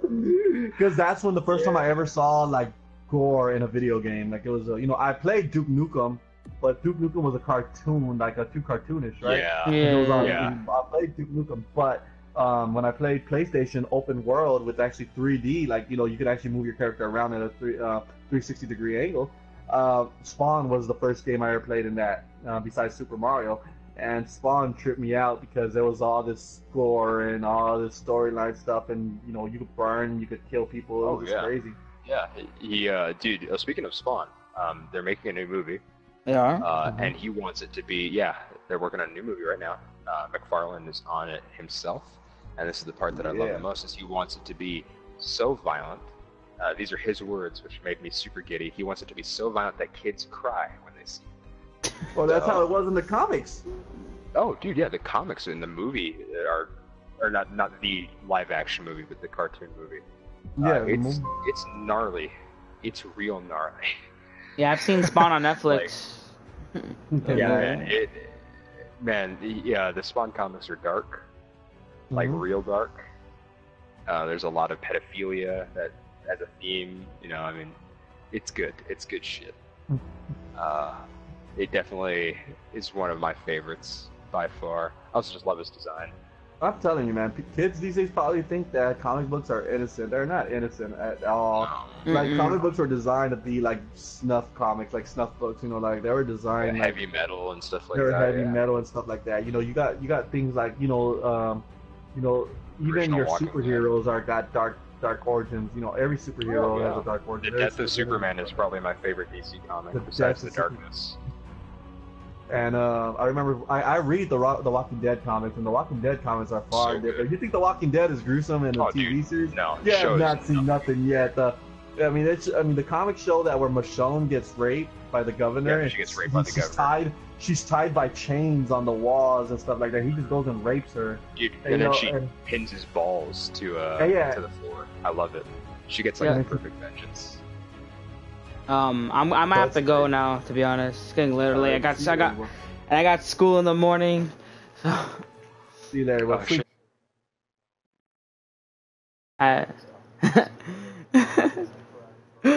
No. I'm sleeping with the light on today.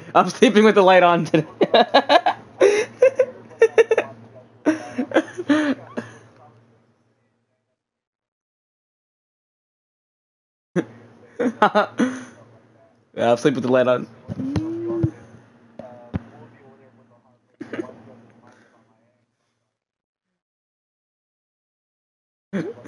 Well, man. Horror up. Yeah. Peace out, guys. Peace out. Alright, so I hope you like this podcast, even though I didn't really talk that much, because I don't really know movies that much. I know history behind horror and stuff like that, but I don't really know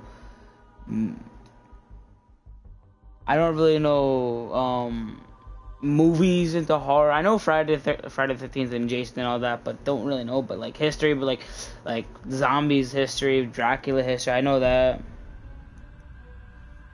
I'm still watching the chat. Oh my, whatever. So they're gonna continue probably talking about this over at Saint's channel. So if you ever watch this in the future and you wanna hear and continue what they're talking about, the link is always in the description of every single one of my live streams. Links in the description of every single one of my live streams. If you want to like go into it, like if you want to watch this again in the future and you want to like continue what they're talking about, links always in the description. But I hope you enjoyed this. I am gonna be playing some Friday the 13th on this channel sometime, maybe next, like before this thing ends, I'm gonna play a lot of Friday the 13th. A lot more zombies because it is Halloween. And just